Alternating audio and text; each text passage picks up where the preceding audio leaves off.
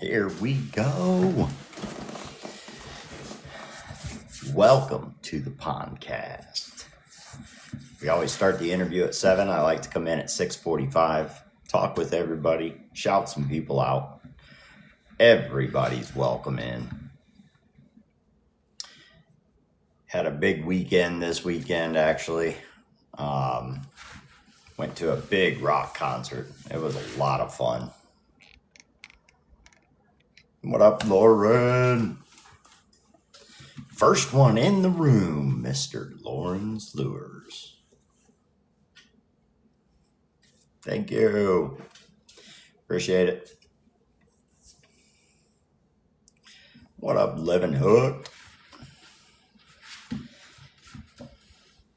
Not much, Lauren. Just getting settled in, getting ready for the podcast. Got Skeeters Lures tonight.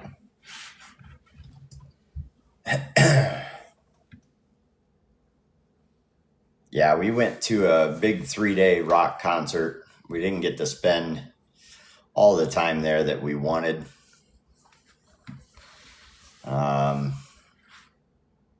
Second day, there was a huge storm, so they kind of shut it down. By the time they reopened it, we were just, thank you. We were just kind of done. So we came home. But third day, we were there, we were ready, and my parents actually came up to help my niece.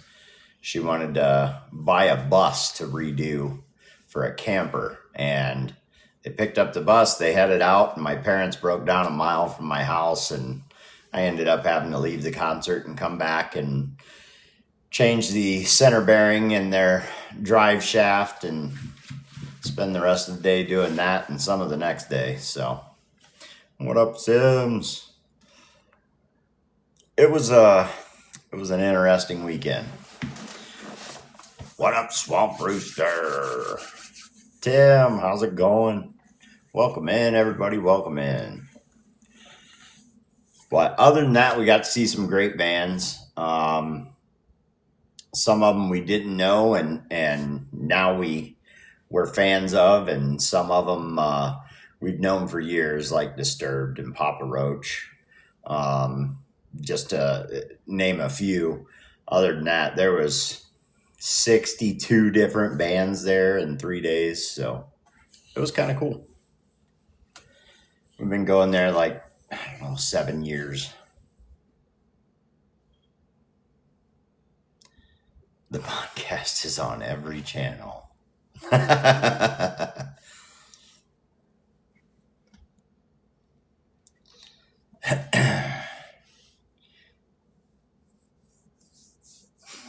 Calling him Uncle Lauren.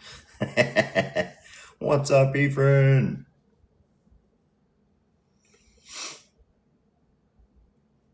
Glad y'all could stop by. Like I said, we'll start at 7. It's going to be Skeeters Lures.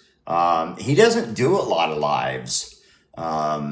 He said he's not afraid to jump on the camera. He just doesn't do a lot of lives. So for some of y'all, this is going to be the first time you get to meet him. For others, you know who he is. Thank you. But maybe you've never seen his face. So we'll get to know him tonight. That's for sure. What's up, Uncle Tom? Got a few people in here.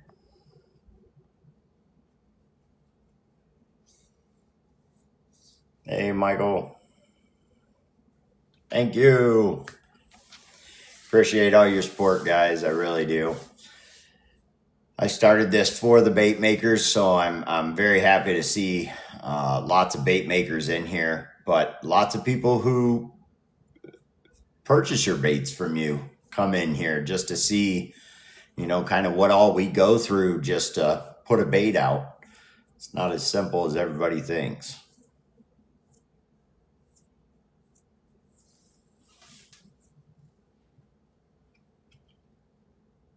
Hopefully we're not going to get any storms. I think we're supposed to get some late tonight, so.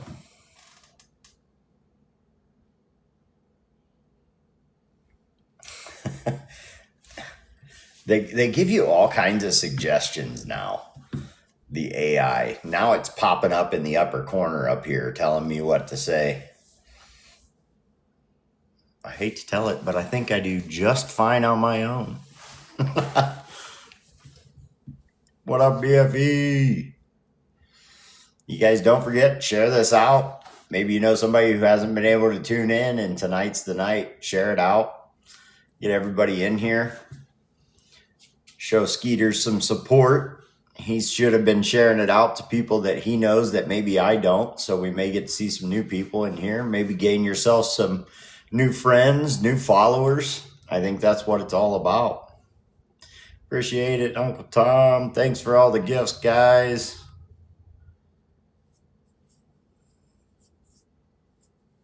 Oh, he actually sent the podcast gift. Nice. Appreciate the share, Doe Run.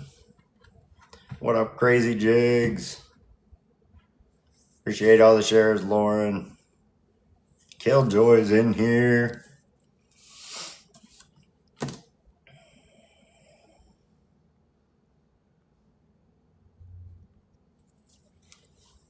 Skeeters must be waiting to the last minute to come in. That's kind of cool, the little podcast gift. I like that. I finally figured out how to design a little something there. Somebody sent something to me one night in the podcast, and it said to give out the host gift or something like that. And I clicked on it. It took me way off in left field. So, what up, 007? It took me way out in left field, so I abandoned the idea. And then while I was off live, I went and checked it out and created that one. So, in case you guys didn't know, 007 will be next on the podcast. His turn is coming up. So it'll be next Tuesday. We'll have 007 on here. The jig tying master. He said, whoop, whoop.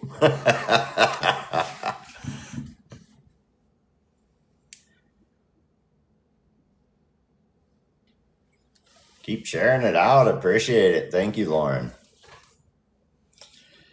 Lots of people wait till right at 7 to come in here. I appreciate everybody coming in just to hang out with me for a little bit.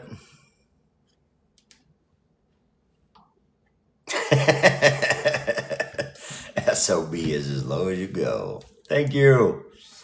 Limit by Lunch. What's up? I've been watching some of his lives and his fishing and stuff. I try and catch lives while I'm at work, while I'm on lunch and stuff. So there's a lot of you guys that go live during the day. I don't usually get to catch them. Appreciate it, 007. What up, Brasher?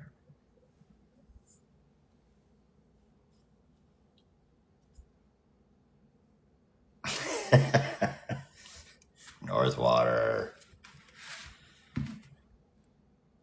What up, Catfish Camo? I still don't see him in here yet. All right, we'll send him an invite here.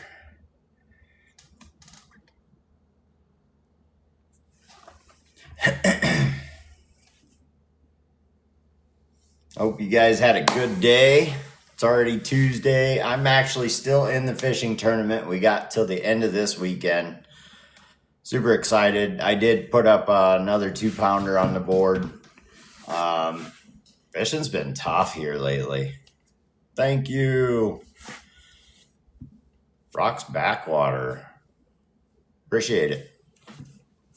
What up, Bear? Yeah, I was able to... I had one bite today, but it was one bite, one fish, so that's not bad. What up, Strouds? There's Mr. Strouds. Hey, in case you guys don't know, Strouds is doing some 3D printing, and this will look backwards to you, but he is doing some 3D printing, so I have this nameplate for my booth, so when we're showing everything off, you know, you can see it's Uncle Corey's Custom Lures. So I'm going to put that right up in the booth.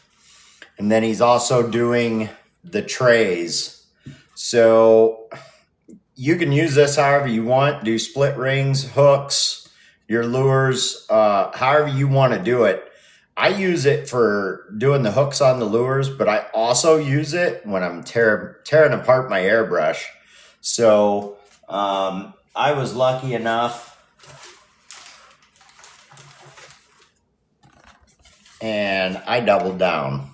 So I got one for each. So he can do them in any colors and designs, stuff like that. If you guys are interested in them, get a hold of Stroud's. Stroud's Custom Glides. He'll hook you up with those, man. I really like this nameplate. Like, I'm going to get that up in the back of the booth. And next time I'm doing, auctioning or painting with everybody, it'll be right up there. So I'm sure he can customize these about any way you wanted. Make the name a little smaller. Maybe get your CA on there and stuff like that. Been behind on everything, 007? Yeah, it's time to get there. There's Skeeters. How's it going? What's up, buddy? Just getting off work. Just getting off work. Literally, you just walked in the door? Yeah, literally. I left. I live about an hour from home, or I work about an hour from home. Yeah. So I left around like 4 o'clock my time. Just picked my dogs up, dropped diapers off to my girlfriend that's at her grandma's right now, and I just walked in the door, came downstairs. All for the podcast. Look at this guy. Oh yeah. I tried to make it a good time, but it does seem that people that are on Central Time, it's a little early for them, depending on how far you live from home and what time you get off work. But it's just kind of the time I had to go with. Yeah, no, it's not bad. I mean, it's around evening time. Everyone's getting off work, or if they're driving home, they're something they can listen to. That's usually what I do. Like when I'm driving home from work.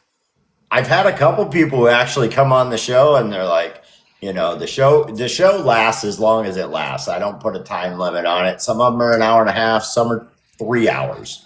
Right. But I've had a couple people. I say, well, that's the end. We're done for the evening. I appreciate you coming on. And they're like, yeah, I need to get some dinner. I'm like, man, you haven't eaten yet? I feel horrible. Yeah, see, I just grabbed 2 bottles of water and I ran downstairs, turned the lights on. I tried setting my iPad up and I'm like, oh, there's an update that needs done. Well, that's not getting used tonight. So we'll just use the old trusty iPhone. We'll try and get off here by 11 o'clock, I promise. Hey, there we go. Make sure to have me home by 11. Oh, man. It's pretty hot down there?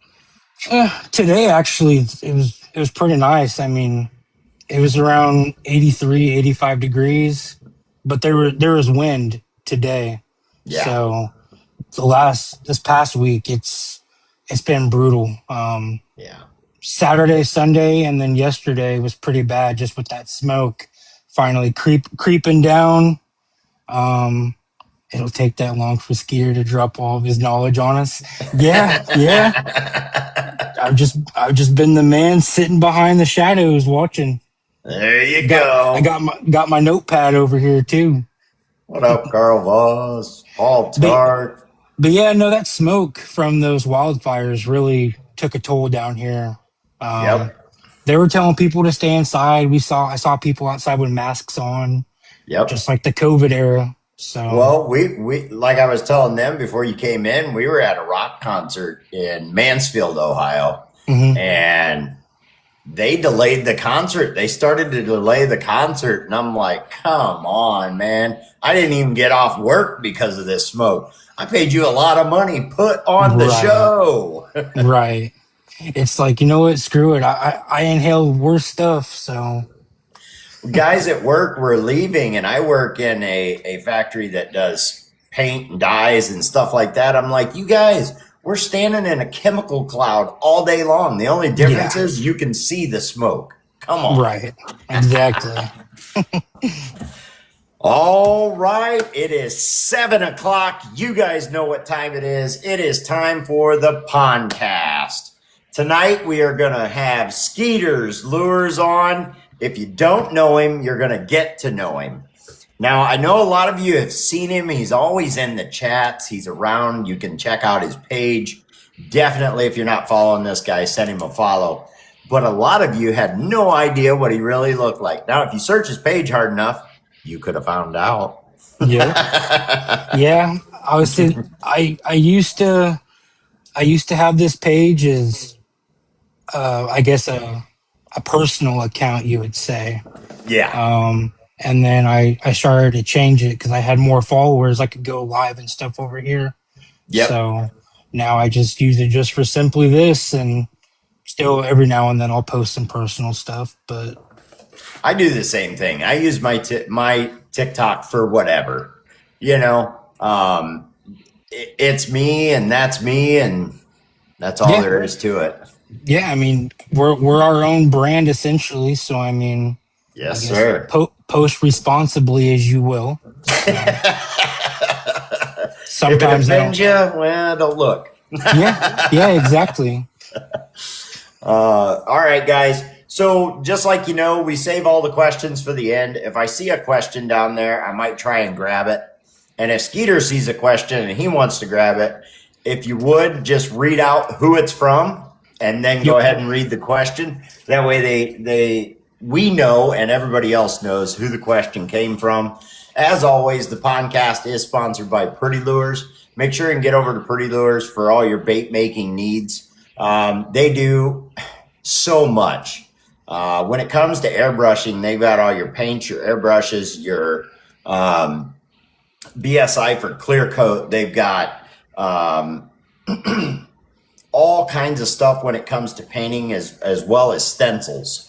They also have your tying needs, right? Mm-hmm. So if you're making bass jigs or anything like that, they have all the skirting and they have all the Chanels for the flies and stuff like that. So make sure you're getting over and checking them out. They will be doing a giveaway tonight, as well as Skeeters wants to do a giveaway tonight, which is Yep. always amazing. Never required, but it's a trend that started and everybody likes to get on here and do it. And I know the chat really enjoys it. And somebody will get some of Skeeter's lures tonight. If you don't have any, you might soon. Yep. I'll say I think there's only I know Lauren's got a couple of my lures. We did a bait trade a while back. Nice. And I think there's a couple other people in the community that got some of my lures, but not too many. I like doing that with bait makers. I'll make a bait, or if I have some made up and you like one, well, I'll just send you one, you send me one. I don't mind the barter bait trade.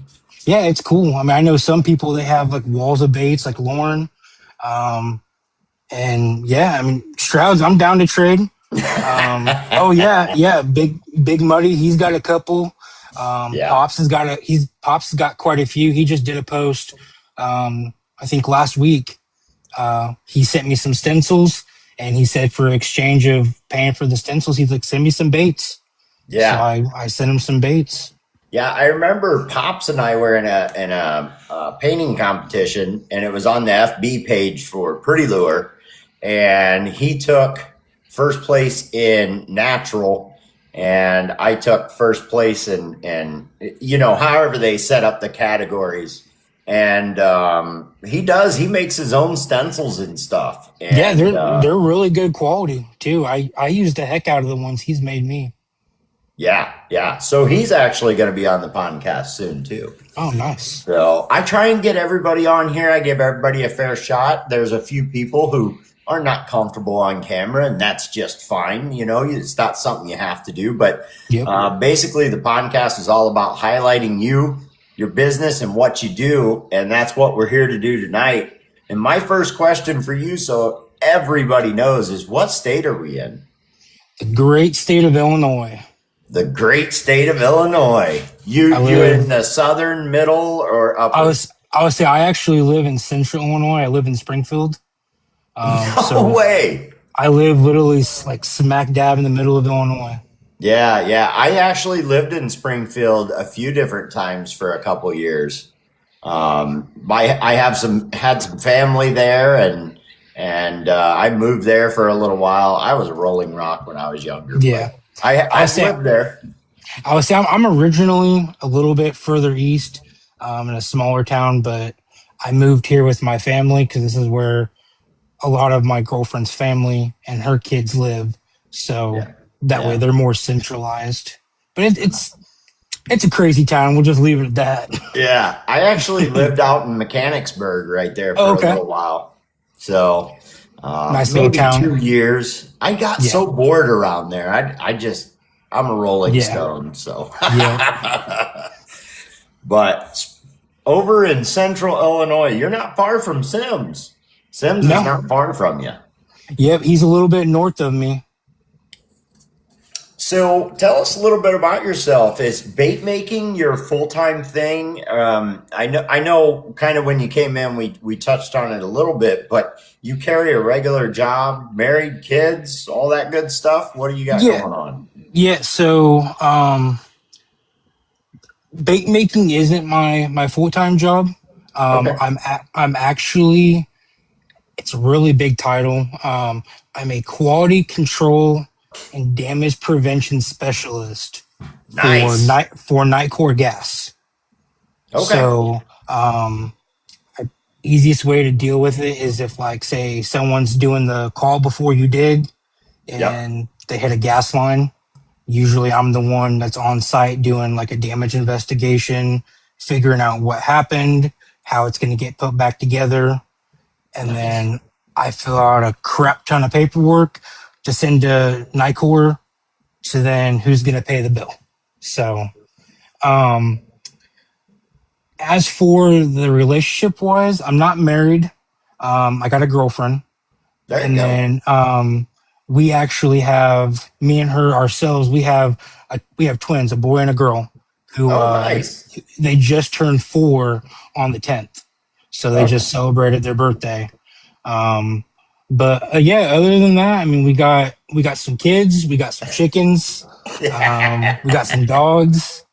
There you I'll go. say we started with, I think it was, heck, I don't know. She's in the chat. I think started with, I think, 14 chickens, Yeah. and now we have, I think, close to 20, 30 chickens.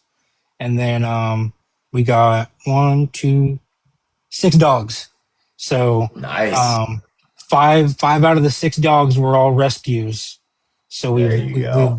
we've rescued them, and besides the one Yorkie that I have laying at my feet, they're Thirties. all they're all the best dogs that can be. So my Yeah. dogs are my little security guards down here at night. That's what we did. We have 2 cats and 2 dogs, and they're Yep. all from a rescue. And that's the way we like to do it. I'm not saying we wouldn't, if she found the cutest dog in the world, we wouldn't get it from somebody personally. But Yeah. when we go to look for a pet, we go straight to the rescue, and that's where we get them. Yep. I And would say one of the dogs that we got was when we moved to Springfield. Um, it was kind of a bad situation.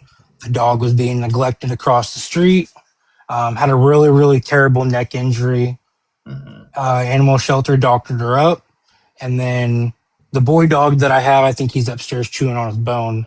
But they were like, hey, they called her and we're like, hey, we know you've worked well with, healing some dogs with injuries. Do you want to take this dog in? And well, now he's man's best friend. There you So go. I mean, That's good though. At least he's out of his bad situation and in a good home. That's yep, what it's all exactly. about. Yeah, yep. He's a crazy little nut, but myself and the kids, the chickens don't like him. But hey, the kids, me and Kayla love him. So that's all that matters. Right. How long have you been painting for? Um, so I started painting. I want to say about a year and a half. Okay. I started painting around the beginning of March last year. Okay. And then, yeah, so yeah, and then I know, yeah, about a year and a half I've been painting. Yeah. Um, I I took a little break, but then I was like, you know what? No, I invested some money into it. I'm like, this is actually kind of cool. So, Yeah. um, I got back into it, started doing it pretty heavily. So, yeah, it's been about a year and a half that I've been doing it, and I've That's been loving every about minute. it's about where I'm at. I think I started in May of last year or something like that. Um, it may have been earlier, but I'm the same as you. I'm like, is it a year and a half? It's somewhere in there. Yeah, yep. Um, I would say I don't know the exact. I'll say yeah, it's roughly about a year and a half. I mean, I've yep. slept since then, so Yeah, that's that's all that right. That's what matters. happened right there. We slept since then. Yeah, yep. So who got you into painting? How did you get into it? Was it someone on TikTok? Was it a venture that you had thought about before, or you got tired of buying lures? How'd you get into it? Um, well, so one of the people in the chat, Frank, I used to watch him on YouTube. I've watched several bait makers like Baker Builds, Jen Kravasi. Yeah. Um, it just got, I was like, I was sitting there one night, I was like, because I used to be really big into drawing and painting and all that back in high school. So I was sitting there next to my girlfriend one night. I was like, wouldn't this be cool to do that? And she's like, yeah, you should do it. And so I was actually looking on another site and got some cheap materials and stuff, got some stuff off the Zon Yep. and started painting. And I just started watching more and more people, started Yeah. seeing guys on here going live, started asking questions, getting in lives. And now it's kind of turned into this. And now I have a really, really big collection of paints and airbrushes and stuff like that. So, I mean, It's so much fun. I'm always watching YouTube videos. This is the first time I've really been on camera bait making wise. And I've always been in chats watching everybody paint and it's awesome. I know I see you all the time in the chat, and the name is super familiar. And I had to put a face with the name. So I went snooping through his page, and I found where you did a little talking segment. And I'm like, that's what he looks like. So Yep. it's always nice to put a face with a name. And the podcast does help with that. There's some people that literally you can look through their whole page, you won't find a picture of them. It's Yep. just baits. And then they come on here and everybody gets to know them. And I think that's really what it's about, is getting to know somebody. And sometimes once people know you a little better and putting a face with a name, you might get some more customers coming through there. You just never know. Yep. But so you said you were looking at YouTube and doing all this stuff and said, wouldn't it be cool, to do something like that? Now, does she do any of this with you, or is it just your hobby? I actually have it's somewhere hidden away in my boxes. She's actually painted some lures. Yeah. There'd be times that like if I was gone late at night, her and my daughter and my son would come downstairs and Yeah. she'd have them pick out some colors. She's painted a couple 1.5s, 2.5s. And actually there's been some that she's actually sold when I used to do whatnot auctions. Mm-hmm. There's been some people that have bought from them. So, but solely it's pretty much my own little hobby down here. She comes down here and she sees all the paint and all the lures everywhere, and she's like, you should paint this color, and this color, and do it with this bait and make it this pattern, stuff like that." Nice. So a lot of the stuff lately that I've painted has either been influenced by her or her and my kids saying, "Oh, can you paint me a pink bait?" And my daughter, she loves pink, so I've painted some all pink griffins, stuff like that for her.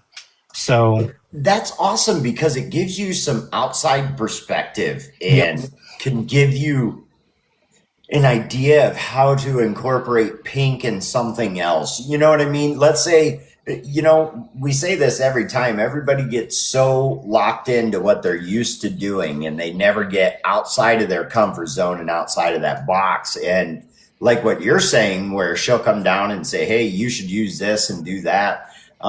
it kind of gets you thinking outside the box, and maybe after they're done doing their suggestions and they go upstairs to have a snack, you're like, you know what? That's a great idea if I just do it like this, and this. Hmm. Yeah, I Um, mean, I don't know. I don't know if it's the man side of me or what, but I've never wanted to use pink a whole lot. And it just comes to like I use a lot of pinks. I like using a lot of purples, yep. lilacs, stuff like that now, and it makes baits pop.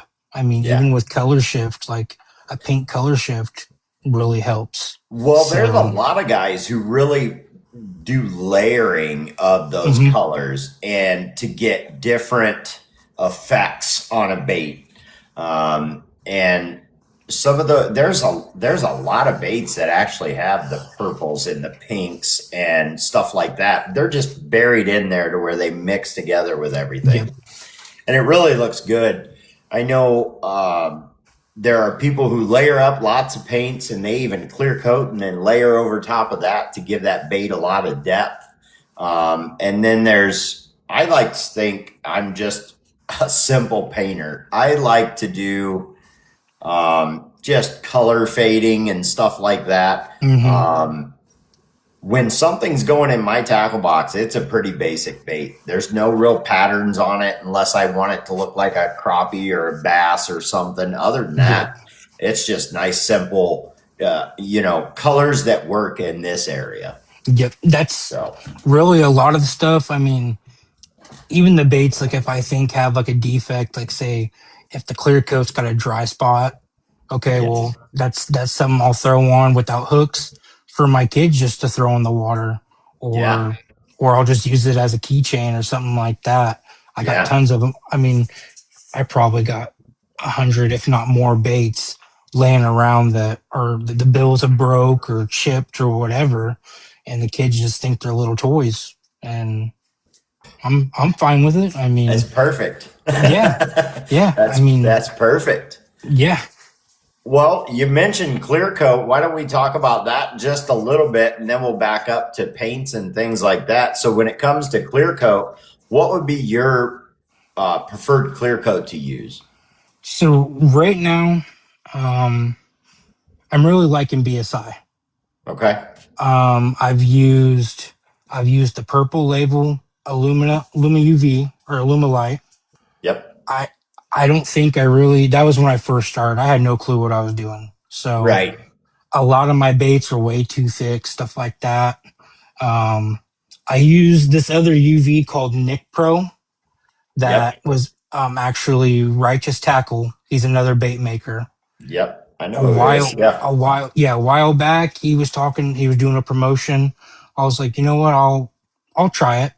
Hmm. And when I use UV, which is very rare, oh, that's the UV I'll use as Nick Pro. Okay. But primarily, I like to use the BSI. Okay. Um, it just works for me. That's where I'm at with it. That's what I started with, and that's why I use it. Yep. After doing this show for so long, and that being the base question that everybody kind of wants to know the answer to, um, UV is a great clear coat if you're doing it correctly, Yep. right? There's a lot more to pay attention to when it comes to the UV. So there's ups and downs to both of them. With BSI, you just kind of gotta mix it 50-50 and make sure you get a nice even coat on the whole thing and don't go too thick. And I Yep. think with UV, it's more you have plenty of time to get that thing perfect just the way you want it. And then you have some guys who use a flashlight and they'll flash it, right? To get Mm-hmm. it Yep. to freeze in place. And then they'll, for lack of better ways to say it, then they'll bake it, right? Yep. In their box. And I think when it comes to the box, the lights, the wattages, stuff like that, that's where a lot of people differ when it comes to the UV. Yep. And I believe it was Tim the Candyman said it best. He said, read the dang UV bottle. It Yep. tells you what you're supposed to be doing. But, we Yeah. all And don't read directions. Who yeah. reads Yeah. Yeah, directions? exactly. As men, like you see the small words, and it's like that means something, but I'm gonna do the opposite. Um, I mean, with me, with the whole UV, I know that's the big thing is UV, BSI, or automotive clear coat. If I could probably spray automotive clear coat, that's probably what I would do. But the situation I have, I don't have a area unless I go out in my backyard, which I don't want to spray outside.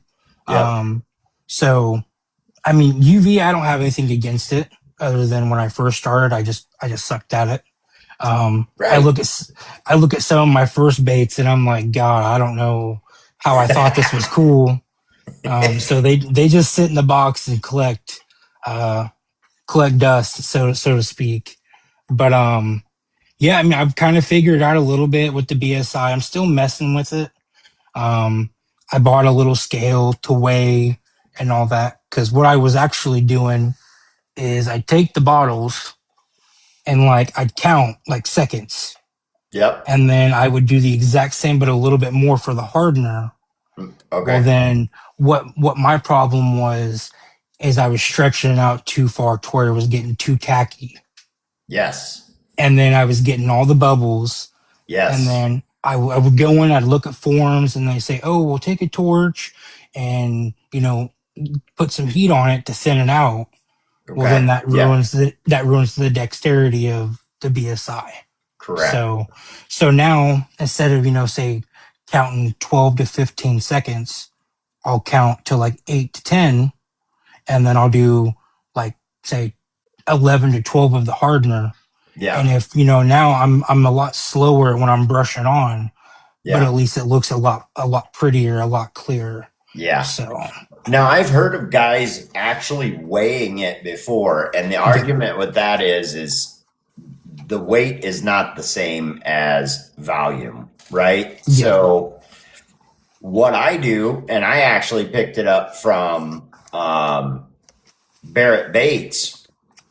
Um, I use both bottles at the same time, and I hmm squeeze them into the same container, the same amount, and then I'm done.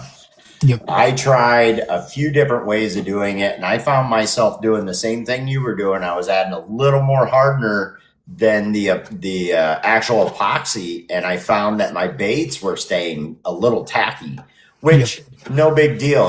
I'd take a piece of sandpaper, go over it, lightly, even though it's tacky, over it lightly, and then just redo them again, and they're good to go. yep.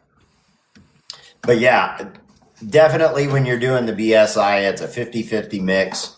That is the best result. And you got to work efficiently with it. I won't Yep. say quickly, you have to work efficiently with it. Right. Or you're not going to get many baits out of it. But No. once it's set up and ready to go, it looks good.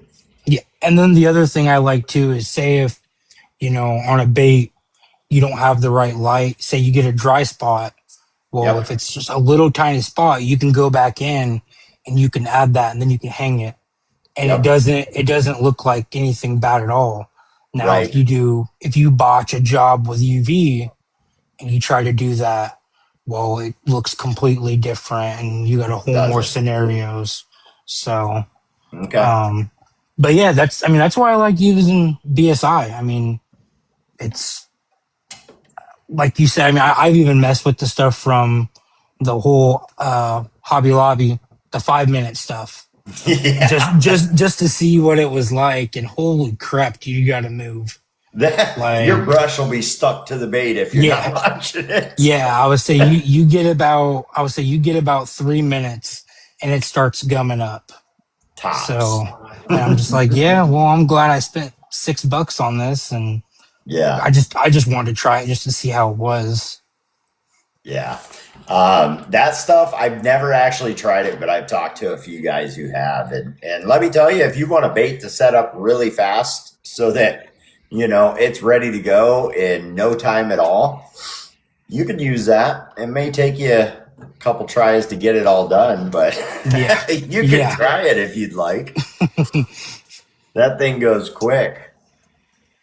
So when it comes to imperfections in your bait, we you talked a little bit about the bubbles. I don't get a lot of the bubbles. So I mix a little longer, I think, than some guys do. And I Hmm. make sure it's good and mixed together. It gives me less working time, don't get me wrong. I got to be even more efficient when I'm putting that stuff on. But I think that's where you can get some of those bubbles from. If you're not fully mixing it Yeah. together all the way, it's trying, you're kind of mixing it together while you're brushing it on there if it's not fully mixed. But when it comes to a dry spot, you're saying you can just take a little bit of BSI, fresh BSI, even after that bait's hardened, and you can put it right in that dry Yep. spot or at least do that little patch on it. Yep. Like, so for example, like a lot of the stuff that I have issues with sometimes, I'll just use this as like this S crank. Sure. Like right where the top part of the gill pattern is. Yep. I just did a bait last night where I noticed that there was a little tiny dry spot. I had it hanging above this light. Mm-hmm. So I looked it over, I took my light and I was like, okay, well, it's mainly pretty much hardened. I just mixed a little bit of BSI, took my brush, a new brush, and I just dabbed it and everything. And I hung it back up here. I came down here this morning just to check on it because I was Yep. like, all right, well, it's just one little spot, shouldn't be bad. Didn't even look like I added anything to it, Yeah. and it was glassier as ever. So, um, Hair but dryer. other imperfections and stuff like that, I'll like you said, I'll sand it down, um, and get it nice and smooth. And then if I have to add another coat, I'll add another coat, stuff Yeah. like that. So I'm going to bring this up because I see it there. Country Fishing says he uses a hair dryer. I use a hair dryer a lot. And Walleye Guy was on the podcast, and if anybody tuned into that episode, it was a great episode for some tips and tricks from him. If you did miss it, go over to my YT page, the podcast 2025, all one word, and you can watch all previous episodes over there. But he uses a hair dryer a lot. So he uses a turner and a hair dryer, Mhm. and he will put the epoxy on his bait, the BSI, and then he'll hit it with the hair dryer, which really gets that stuff pliable. And he'll check it over for any spots and fix them. And then he puts them on a turner for about, I believe it was 10 to 15 minutes. And then that's it. He hangs them. Oh, Um, okay. I've started doing that, and I have noticed that my baits are coming out a bit better. Not that there was anything wrong with them to begin with, but I would pull them down and have a little dry spot or something. I think if you pay attention to your bait, the spot you're going to find the most dry spots, and this was brought up to me by Lauren from Lauren's Lures, is around the hook hangers. Yep. I've had You issues with got to that get too. that brush in there and kind of through the hook hanger a little bit. It's the hook hangers and right in that throat area, right under the bill. Hmm. Those are two key areas to pay attention to, especially the back of that bait. Because let's face it, we're using a water-based paint. If you're not getting all of that sealed in, it's going to get water in there and it's going to pop underneath the clear coat and it's going to ruin your Yep. bait. See, I let my baits. I built a really a kind of ghetto rigged lure turner when I first started, Heck and then yeah. I built a double decker now that I can do like 30 baits at a time. And Jeez. just because I was tired of running out of space, because I would let 15, 20 baits stack up and then I would clear coat them all. Yeah. Um, just because I like getting in that groove where I can throw some music on over here and then just clear coat and just keep cranking them out. Um, I let my lures turn for 2, 3, 4 hours. Even Okay. using BSI, I just throw them on there. I'll go upstairs. I'll watch TV, watch some TikToks, and I Yeah. kind of forget sometimes. And then I'll go to let my dogs out the next morning, and I'll hear them rattling down here, and I'm like, oh crap, I left that on. And I come down, I'll run the backs of my finger on to make sure they're nice and cool to the touch, and Yep. then I'll hang them up for them to cure. Yeah. And The ones that have imperfections, I'll hang them up over here by my booth, and then I'll take care of them that night when I get home from work. Here's the simple fact. Whether you're using UV, BSI, whatever you're using for a clear coat, if it's turning out good and you're getting no complaints, you're doing it right. Yep. That's all there is to it. And if anybody listening is just a fisherman and you love to tune into this stuff and you love to go to the auctions and stuff like that, if you're finding something wrong with a bait maker's bait, come at them professionally, but let them know, hey, man, the back of the bait, all the paint's already wore off or whatever it may be. We like to know these things. Because now we can fix the issue, right? I think sometimes people are afraid to hurt somebody's feelings. We're doing this as a hobby, but we want it to be correct as well. So with your input, we can make everything better and make sure it's correct when we put it in your hand. Yep. I wanted to say something about that because I've found that a lot. Not every single bait can be absolutely perfect. We call them custom baits for a reason because that's exactly what they are. They're all custom, hand done. So they're down there commenting. Boy, we start talking about clear coats and it goes off down in the chat. Yep. That's the big. That's what the chat's all about. That's the big controversy. Everyone loves to know what everyone's using, and there's some other stuff. Like I have like the Rust-Oleum, like the matte rattle can matte spray. I've used that because I haven't quite figured out how to clear coat pop maxes. So I just did my first pop maxes the other night in those patterns I posted. But I see. I mean, I took them out back, I hung them up, and I made sure not to orange peel them, and they turned out fine. I filled up my bathtub and attached a fishing line. My dogs were thinking I was crazy, but I threw them in there and I rattled them back and forth, pushed them down the water for a minute, looked, and there was no leaks, no nothing. I'm like, okay. I mean, you gotta do what you gotta do. You gotta improvise. So anybody you would tell that story to would think you were crazy, except anybody on TikTok in the fish talk community. You know you've had a bait in your bathtub before. Yep. You know you have. You might not admit it, but you've done it. Yep. It's what we have to do. You know, me being in northern, as far north as I can get in Ohio, we freeze. When it comes wintertime, that's all I have is the sinks and the tubs. That's it. The public pool, but they didn't like it when I showed up there. I haven't been back since. Show up with a towel over your shoulder and your fishing rod. Go to your local YMCA. It's too bad maybe they do. I haven't been to a public pool in so long. When the lifeguard blows the whistle and everybody has to get out so they can check the pool for their 5 minutes. Boy, that's when you run up there with your check and see if that thing all the works. way across. What's this guy doing? I'm catching me a fish. Don't worry, there's no hooks on it. What's one of your favorite baits to paint? Maybe when it comes to all the different ones that we have. You just said you just done a Pop Max for your first time, but what's one of your favorite ones to paint? Either between Griffins and the dye 55s. Okay. I love, I don't know, and those are two complete opposite baits. Yeah. I love the Griffins just because of how small and detailed the scaling and all that is. Yep.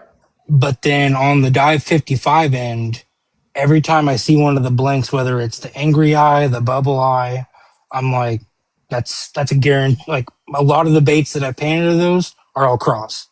Yeah. Yeah. So I'm not to give a little, I guess, shout out to Pretty Lures, but when they get that new blink in, I'm already putting money back to be able to pre-order some because I'm excited to paint them. The new one, the one after the PL Striker? Yes. Yep. I got Yeah, I know somebody in here knows the name of it. I've only heard it a couple times. Is it the PL Rocker? I think that's what it is. Yeah, I Yep. know Frank was Thank you, painting one last Strauss. night. Thanks, guys. Yes, Appreciate it. Frank was painting one last night, and it's impressive looking. So Yeah. I'm really looking forward to painting those. Other than those two, I really like painting S cranks. Okay. Um, they're just a weird looking bait. I mean, Yeah. there's a lot of canvas on it. You can do a lot of stuff. Yeah. So, but those are probably the three that I like to paint the most. Um, Yeah. I'm not too big on the swim baits, just because that's just my preference. I'm not a big swim bait guy myself. So I'm sure if I threw Okay. them, I'd love to paint swim baits. I mean, I'll dabble in them, but Mhm. they're not like, if someone asked me, "Hey, can you paint a wee shad?" Of course, I have them. I'll paint them. But Sure. Sure. Yeah. So, what bait do you throw the most? I mean, you love to paint the S cranks and I the name just left me, but the Griffins, stuff like that. But which ones do you throw the most? I think I throw griffins the most. Okay. Um, I have I don't know. I have the BFS size griffins, Yep. which some people just released those and they sold out pretty quick. I've painted and fished some of those. Okay. The baby griffins, the griffin zeros. Yep. Um, I I just think they're, even the griffin SRXs with the big long bills. They're just a really good pond hopping bait. Nice. Um, Yeah. I mean, I can cast to the middle of the pond, and then if I got to get down a little deeper, it works. I throw plastics. Can't stand you hard bait bakers. We'll Somebody convert mute that you. guy. Somebody mute that guy. No, I'm just kidding. I would say I know you paint country. We'll convert you. Yeah, right. Oh my gosh. So when it comes to your airbrushing part, um, are there certain airbrushes and paints you like to use? Let's get into how Skeeters does his painting a little bit.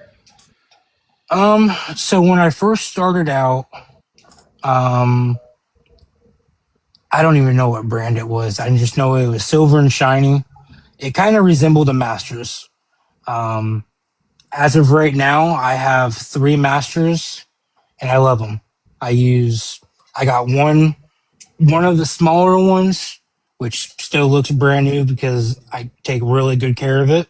Yes. Um, but other than that, I mean, I got my point two needle, my point three, and then my point five.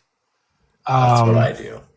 and then I just recently I went to the old Harbor Freight. I got a siphon feed airbrush. Okay. This is what I use just for clear coats.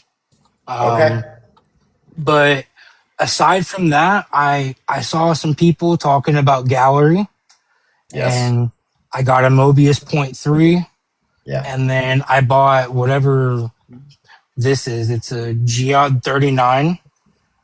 This is the one that I use the most now, Hmm. and it's a workhorse. I changed the needle out from a point three, or from a point five to a point three, but I love it. It does everything I need to do. I haven't had issues with it clogging. Um, I still reduce and all that stuff, Yeah. but Your um, workhorse is what kind of brush again? my workhorse, it's a GHAD Okay. 39. It's a Gotcha. gal. You can get it on the Zon. Yeah. Um, it's about, I think, $40, I think. But before that, my masters were my workhorses, and I mean, I still use them every time I'm painting. I That's still what I pick up a use. master. Yeah, I mean, some people, they say they're hit or miss. I guess I got lucky with all three that I have because I love them. We had to have, and I want to touch on this in a minute. I have a friend, and I'm not going to call out names, but I suggested a Masters to him. He had never used a Masters. He had some really nice airbrushes, and I had said that my Masters are the workhorse. They're the ones that do most of my base coats and all that stuff, and then I switched to my Awada Neo for some more detail work. And he said, okay. So he went and he got a master's, and he has had nothing but trouble out of this thing. I mean, absolute. it's like it's like my favorite thing in the world has turned out to be his nightmare. And I'm like, dude, I am so sorry. Like, I have had no troubles out of mine. Mine Yep. is half broke in a certain way, and it still sprays like crazy. Yep. He can't get his going for nothing. I So, mean, the first one I had that still works. The biggest issue I had was the seals, like in here, were always like breaking. yep, So all I did, I just went on the Zon and I bought, a repair kit. Figured yep, out which, because they don't tell you which seals are what. So I had to figure out. I mean, I had to play around for a little bit, but once I figured out, it was back to running on full cylinders. I mean, nice. I always comment when I see a lot of people saying, "Oh, what airbrush should I get?" I'm not gonna decipher someone to go and buy like an H&S. Like if you have H&S money, great. Like I would love for someone to be like, "Hey, here you go. Here's an H&S brush." You can just have But yeah, but I mean, and then I know people that love eclipses and they love badgers, and I Yep, mean, for yep, me, I went the cheaper route. I got lucky. You said you got lucky with yours as well, yep. and masters have been tried and true. They So work good. Yeah. I've just spoiled. I just kind of decided to spoil myself, and last year I bought a badger. I've used it a couple of times, and I was like, pick back up my masters because that hand coordination, the trigger control, I liked it a little bit more. I think that is a key point right there. Is we find ourselves comfortable, right? You're Yep. confident with that airbrush. So when you pick up that new one, it takes a little while to get that confidence in them. Trigger controls are all different. The way they spray is all different. And like Tim and a few other guys, I see Big Muddy, they're S&H all the way. And I think it's a comfort level. They picked them up. They really liked them. They spray with them all the time, so they're really good with them. Yep. We spray a Masters all the time. We're really good with them, and we're really comfortable with them.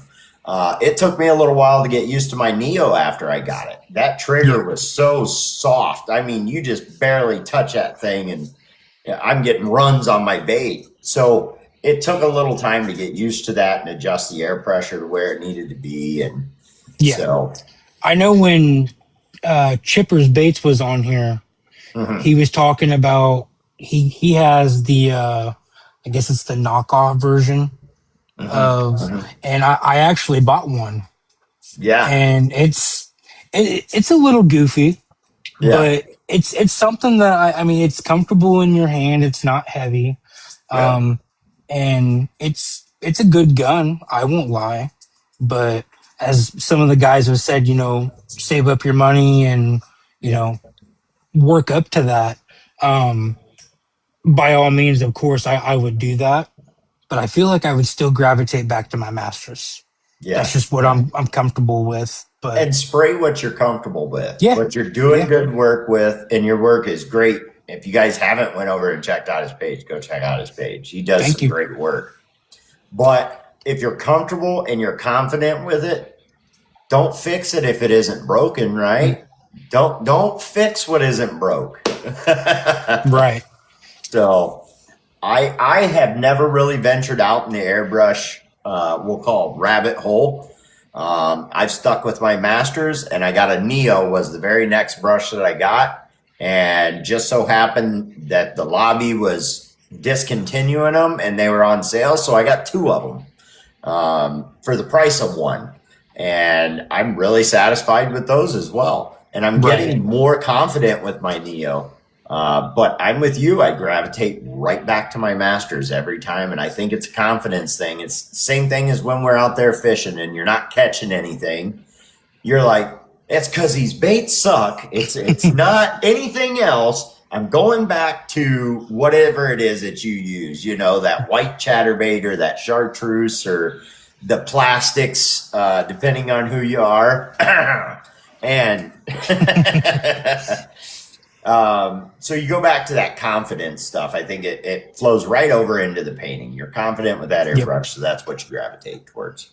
There's nothing wrong absolutely. with that. Nope. So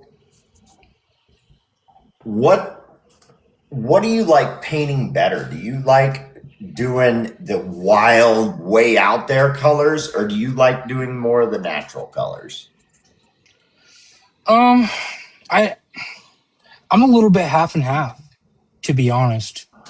I mean, I like to try to do some of the more natural schemes. Um, it, it doesn't really work for me sometimes. Yep. I'm as we're all our own critics and critique our Yep. work. I may think that it doesn't look as good, so then I'll put it to the side, and then I'll paint something completely different. Like I'll paint an orange colored bluegill or Yeah.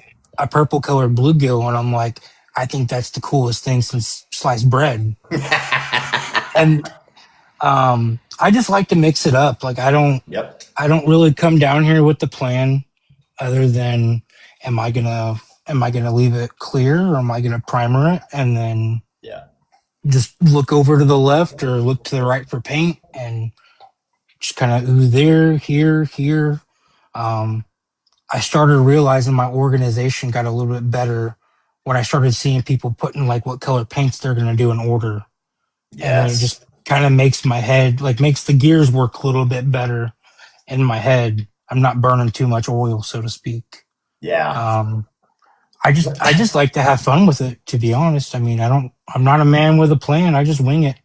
That's perfect though. I mean, that's what people like. And of course you do custom orders. So if somebody Yep. messages and says, "Hey, I want this particular thing," you can do it. But when you're sitting there by yourself listening to music and just painting away, I know what you mean. Sometimes it's fun just to go way out there with it, and other times I'm really um, satisfied with trying to match the picture of the fish that I'm looking at on my tablet over here and make it happen in the booth. And I think it's a good quality to practice to be able to do that, because what you're going to find, especially for any of you new painters in here, and by new I mean the last couple months or just thinking about doing it, get good at matching colors Yep. and get good at looking at a picture and making it happen inside your booth, because you're going to get a lot of that. People Yeah. will send you a picture every time. They will say, "Oh, I seen this one," and I don't mean of somebody else's baits, but they see a bait fish in their lake, and that's what they want it to look like. You're So talking about Stroud. what's Yeah, I that? mean, uh, Frank said you're talking about Stroud. Oh. But yeah, no, I mean that's yeah, I mean I get people that'll say, "Hey, can you paint this?" And I'll look at it could just be a simple gizzard shad and I'm like, "Well, yeah, it's not going to look exactly like that, but Correct. sure, I'll do it. I'll add a little bit more gold or whatever to the scales, stuff Yeah. like that." Um, I mean, that's just what I personally do. I mean, I don't get a whole lot of people that message me that want natural looking baits. Or usually they don't want to pay like say 6 cents prices and they Right. want to go buy a 6 cents bait. And I'm like, okay, sure, I'll throw that on a 2.5. Give me a couple days and I'll make the stencil, stuff like that. Um, and go from there. Spray and pray, like Spider Monkey said earlier. He says that all the time. Spider Monkey says it. Stroud says it. So we are doing some giveaways tonight, guys. I'm going to go ahead with the Pretty Lure. We're going to do a code for Pretty Lure. I already spoke with Skeeters earlier and Pretty Lure. We already have the numbers randomly chosen, but you do need a code for the Pretty Lures giveaway, and the first letter is the letter F. The letter F. There we go.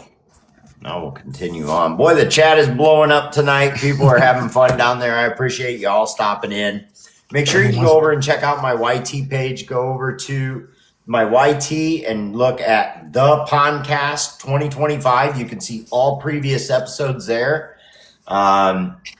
Also, where can they find you all? Is it just here? I know they can find me on the FB page, but that's more my personal page. I still post all my fishing stuff there, but I mainly focus on my TikTok and YT page. Yep. So you can throw me a follow here. I know a lot of people in the comments they already follow me. Mm-hmm. I'm over on the book under Skeeters Lures. Yep. I'm sure you could find my personal page on there, and then I'm on Instagram as well, same Okay. name. I don't post a whole lot on Instagram. Mm-hmm. I'm mainly here's where I try to get the most foot traffic, but I like to be multi creative Yep. and do stuff like that. So Yeah. And do you no website for you or anything like that? If they want some of your baits, just contact you wherever they yep, find you, whether it's on the book or Insta or yep, here on TikTok. Just send him a message, tell him what you'd like. And we were talking earlier about bait trades. I mean, he doesn't want to trade every bait he's got, but if you're a custom maker yourself and you're looking for bait trades, by all means, I'll do the same thing. There's so many guys out there, and what better than to just bait trade with a bait maker that wants one of your baits, and I of course want one of yours. I have a whole wall behind me. I actually did a fishing net, so there's a fishing net on the wall, and I just hang the baits on it. oh, there you go. Yeah, I So mean, I'm down to. I mean, if anyone wants to do a bait trade, message me. I mean, heck, I'll even buy one of your baits. I don't care. As yeah, long as the only deal I have is if I buy a bait from you, send me a sticker. yeah, Because there you I'm, go. I'll say I got my paint booth completely full of stickers, and then I got a tackle tray behind me full of stickers. There, to Um, some people, that means just as much getting the sticker when they get the bait. yeah, I know I've sent out baits before when I was very new into doing this, and they're like, "Where's your logo sticker?" And I'm like, "Oh, we're supposed to do that too." So, yeah, Sims, absolutely. Just shoot me a message, man. I'll say we'll get something put together. I mean, I'm willing to do whatever you want to do. Do a little meetup and you don't have stickers, Spider Monkey? Come on. Let me ask you this, and I think you touched on it a little bit earlier with the girlfriend and the kids kind of helping. But do you ever get painter's block? And if you do, what's something that helps you get through that? I get painter's block quite a bit. Um, just because like I said, I'm the man without a plan. I just come down here if like, I had a crappy day at work, I'll throw some music Yep. on. Um, a lot of the time, I know it's a big controversy item right now with data centers, but Mm-hmm. for some odd reason, I've nicknamed my chat GPT Daryl. So I'll message Daryl and I'll be like, I'll say, give me a paint idea to paint on a 2.5 crankbait, Okay. and he'll throw me some ideas, and I'll be like, okay, now make me a picture to see what that looks like, and if it Okay. looks like something that is halfway decent, well, I'll do it. For example, the picture that I posted last night of these Yes. was because of Daryl.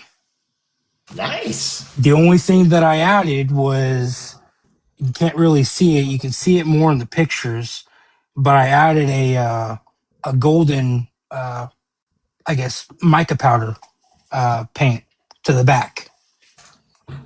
Um,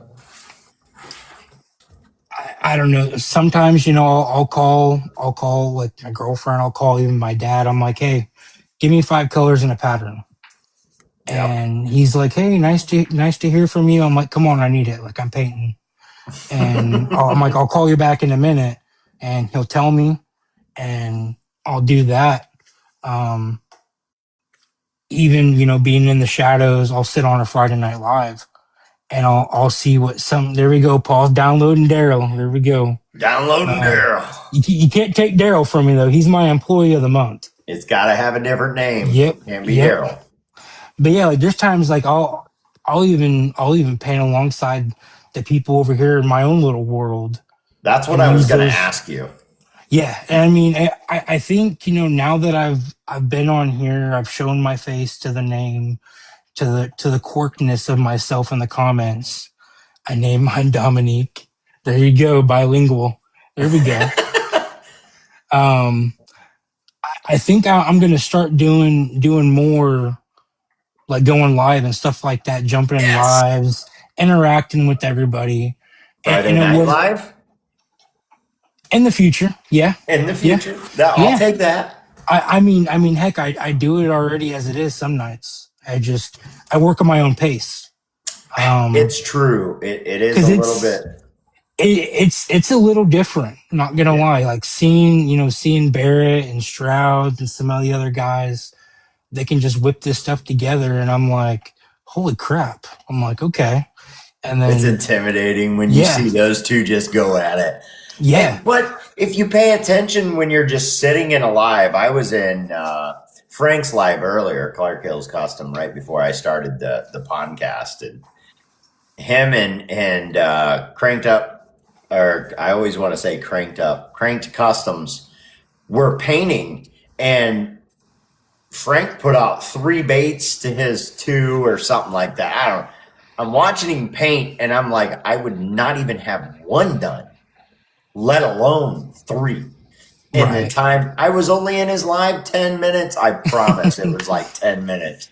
The guy is fast. I think he's got a little person working over there on the side, cranking them out, and he paints them all white, and he throws them over. And Yeah. he was mentioning something the other day when he was going live that he's just going to start posting all white baits, so no one can see anything. Well, that stems from little secrets. Yeah. Bait Yep. makers, do not get me wrong when I make this comment. We will help you with everything. Ask us all the questions, but there are a few little secrets. If you are ever talking to me personally, the only things I will never tell you is what somebody has shown me and said, keep it to yourself. Yep. I don't personally have anything that I'm not willing to share. But if a bait maker has helped me with a certain pattern or a certain whatever it may be and asked me not to share it, I'm not going to share it. Yep. That's a respect thing. That Yep. was theirs to begin with. It's not mine to give away. Right. Well, I'd like to mention him too. Danny Rainbow with Rainbow Customs. He said he has all the elves in his off season. You mentioned something about if someone shares something with you. That I've asked that man a lot of questions, and Yes. he's been more than eager to help. There's been questions that I've asked, and I'm like, I can't completely understand if you don't want to, help me where to find, this weird looking blank, and he'll stop what he's doing and he'll go and dig for me and be like, I didn't find what this looks like, but this looks kind of cool. Here's a Yes. link to it. Um, he was one of the very few people that I used to watch on here, back when a lot of live paintings and all that were going on. And not to give him a shout out, but I'm going to give him a shout out You give him a shout out. because I'm going to say he's a hell of a guy. Yep. If you guys don't know him, give him a follow. He paints some pretty wicked stuff. I got a lot of stuff in a box over here that I bought from him, because Yeah. I mean, he's an all around great guy. If you don't have a question, or if you don't know something and you ask him, he'll definitely help you out. I mean, Yep. everyone will, unless, like you said, it's the sauce, it's the juice. Yep. You know, you got to get it from the source themselves, and you got to figure it out. Yeah. So, and that's what it's all about. I mean, sharing little tips and tricks along the way, and then there's some stuff that you got to work to figure out yourself. Yeah, So, that very true. Don't expect everything to be handed to you. You got to work for some of it. But yep, you say not to shout him out, but I'm going to shout him out. Brother, that's what this show is all about. It's about putting the spotlight on you and you shouting out whoever you want to shout out. And speaking of Rainbow, he'll be on the show 8 heck yeah, 4.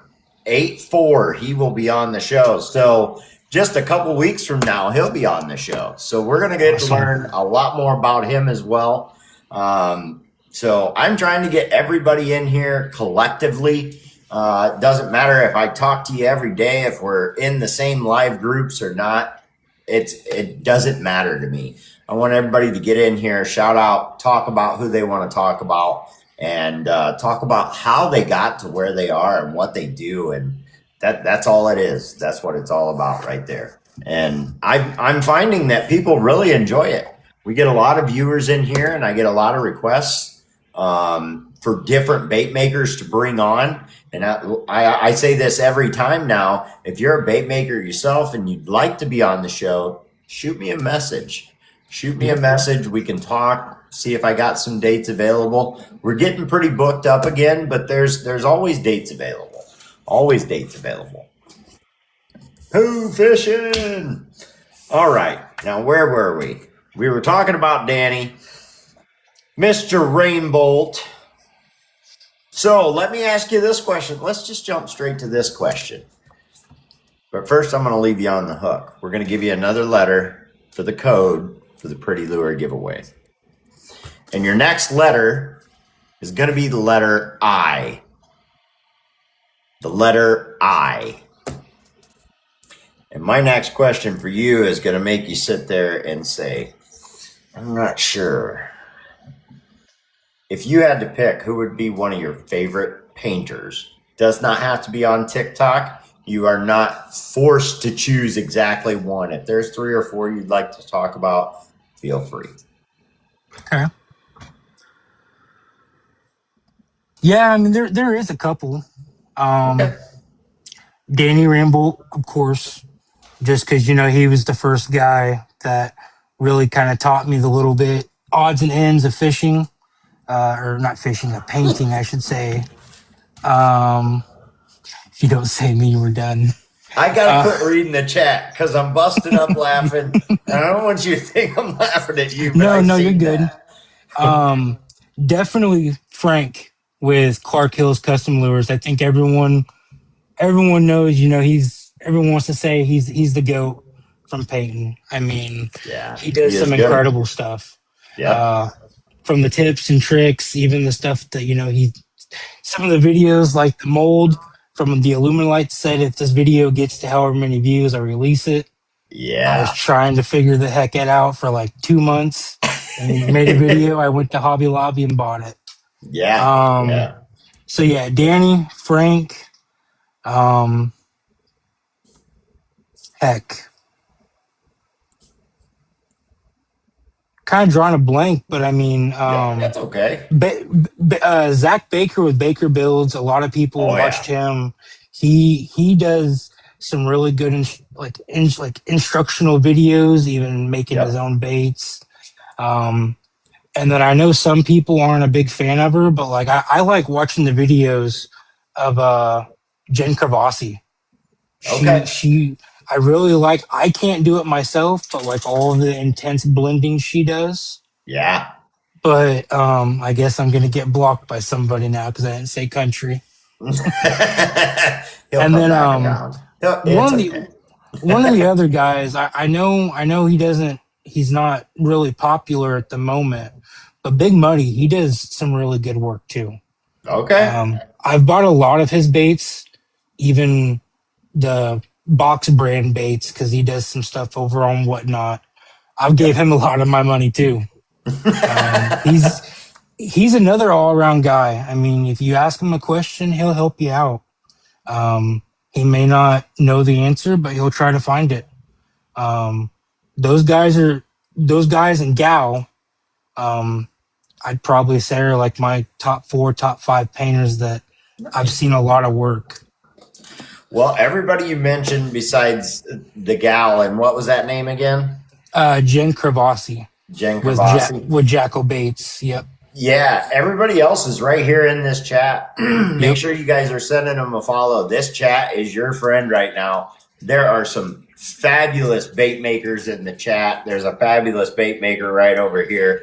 Make sure you guys are following and linking up with all these great bait makers. The community just keeps getting bigger and bigger. Especially if you're new, you should be pulling at least 40 people out of this chat as you to follow. I mean, there are Skeeters. some Okay. great people down in here. So Yeah. I would say it's. I mean, there's. I'd like to say that the bait making community is a melting pot in itself.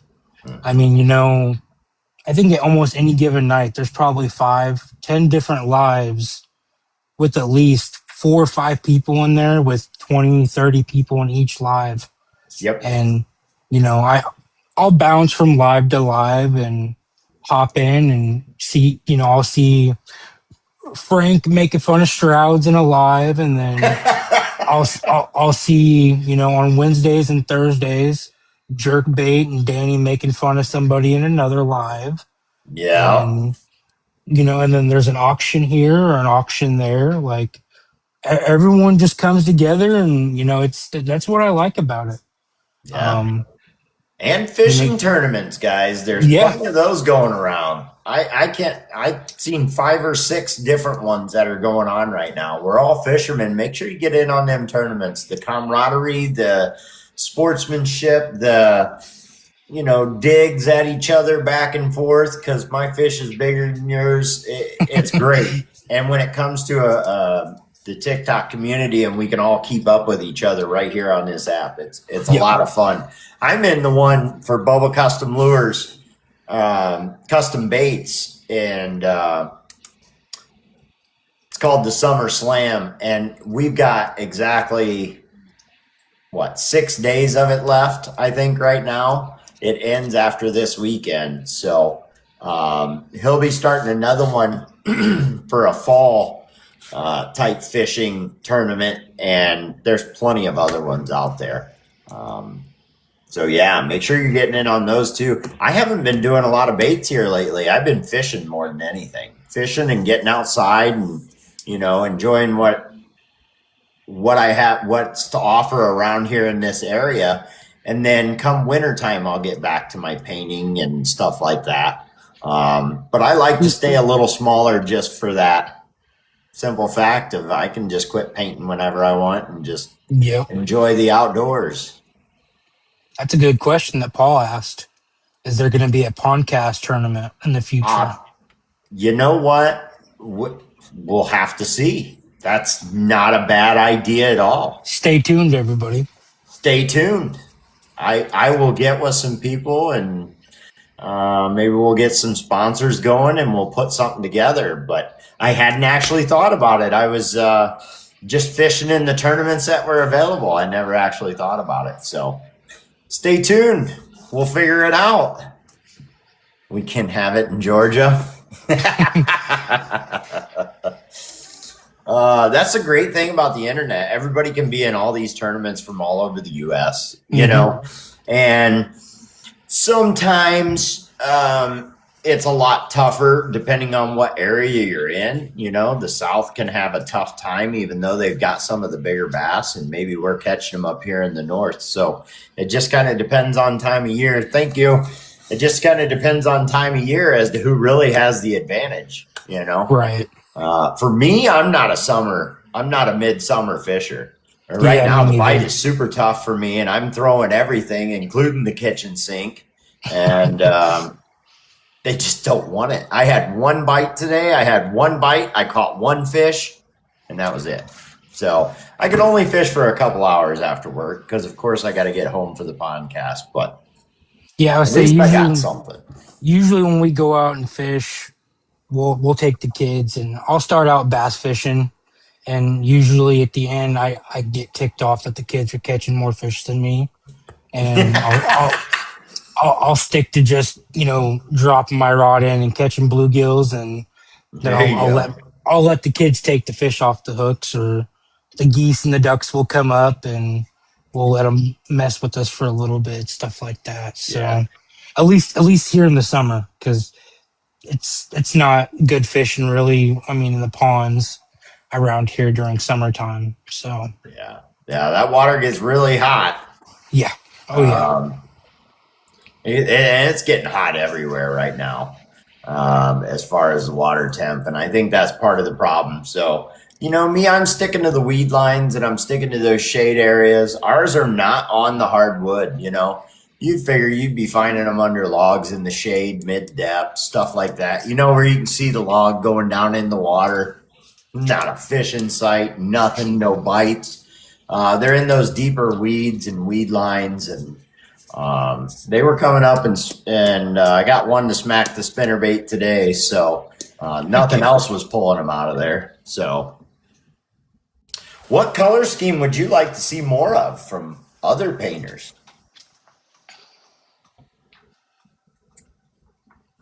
Maybe something you're not seeing enough of. I think a lot more of the extravagant, really, really bright colors. Yeah. Um, I know like a lot of the people that paint like the walleye fishing lures, they do a really good job. Yes, they do. Every time I see like a Wonder Bread pattern, I'm like, that's cool.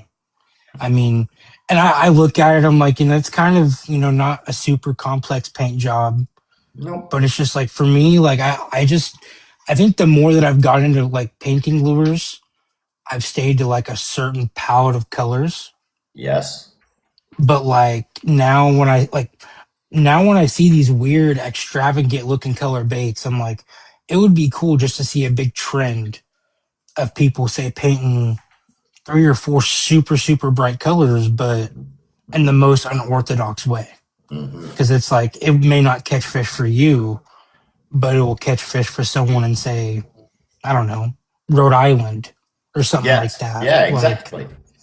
I don't know, just for me, like the brighter colors. I mean, I know really when we go to paint lures, we're trying to catch the fishermen, but also you want to catch fish with the same bait. So 100%. There's the song and dance right there, right? We have to make a bait that you want to buy, but we have to make a bait that's going to catch fish so you come back to get more, yep, right? If my bait's not catching you fish, you're not going to come back and get more. Although there are some people, they literally just want to hang it on their wall. And there's nothing wrong with that. Nothing at all. I'll sell them to you all day long to hang on your wall. I yep. have no problem with It's like that. I'll gladly ship it to you for it to sit up there and look pretty. That's fine That's with me. right. So, what kind of paints do you use? Are there certain brands? You keep saying you have paints, but not thousands of different ones. What's one of your favorite brand paints? Do you use mica powders? Do you use candies and stuff like that?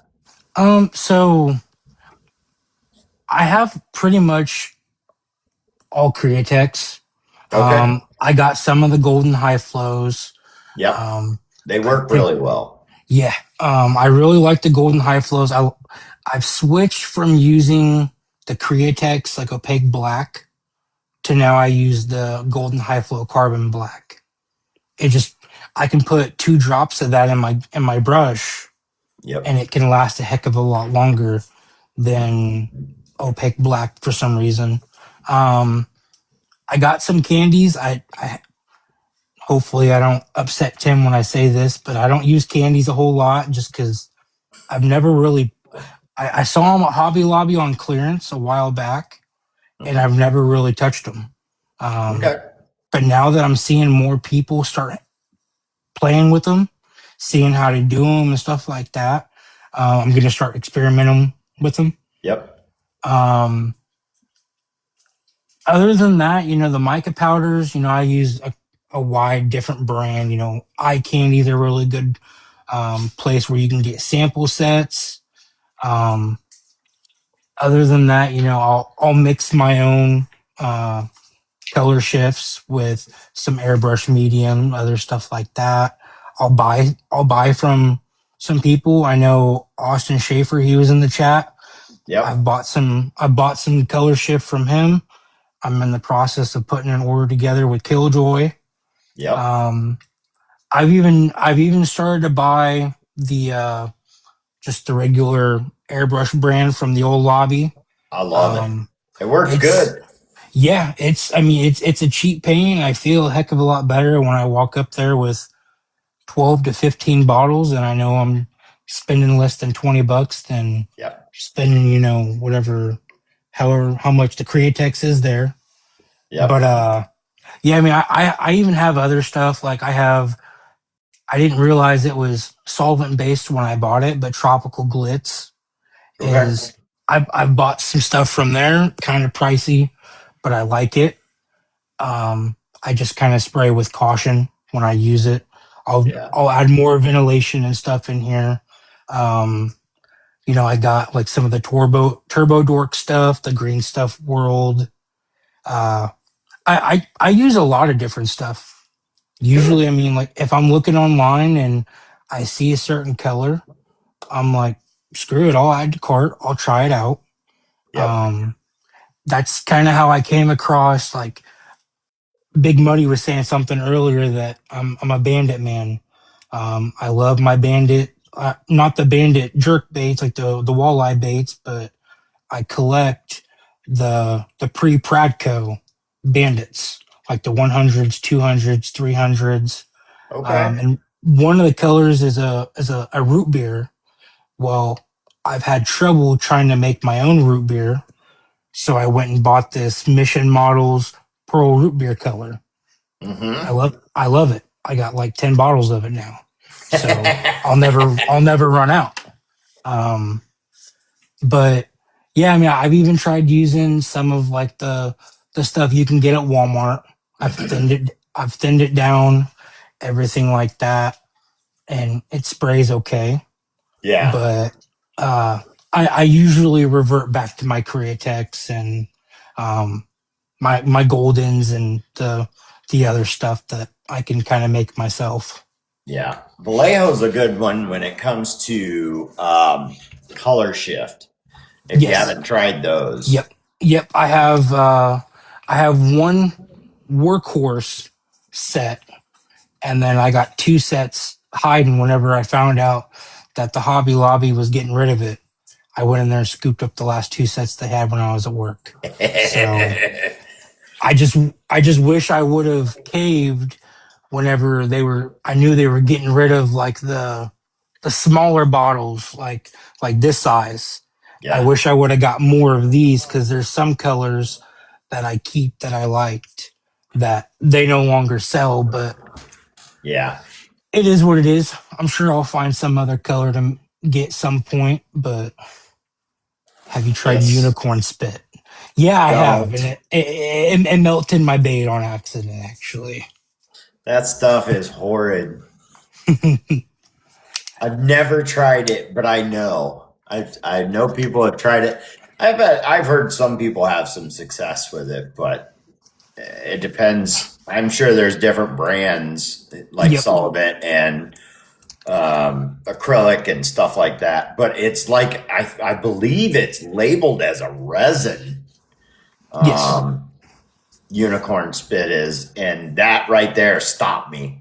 I was Yep. looking at it because they got some cool colors, Yeah. and I was Yep. looking at it, and I'm like, that's not right. Yeah, I Yeah. can't use that. I've tried to use like the inks. I know there's a lot of people. Rainbow, he uses inks. Stain, yes. Oh, okay, it's a stain. Okay. Um, I got some inks. I just I just haven't fiddled with it enough.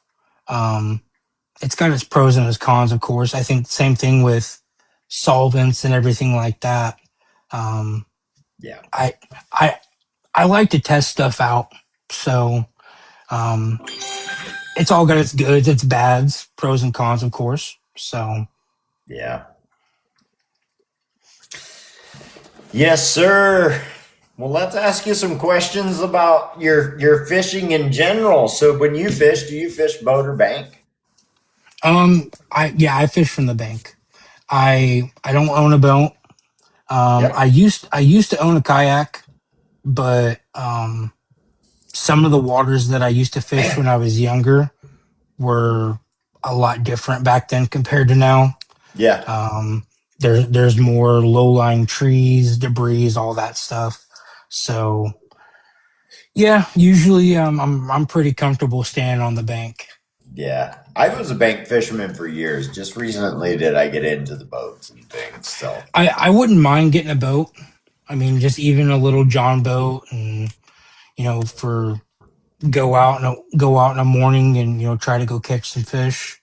But at the same time, I'm perfectly fine with throwing my rod and my bag in the back seat and finding a pond or something like that. Here where I live, there's all kinds of little neighborhood ponds that for some reason have really big fish in it.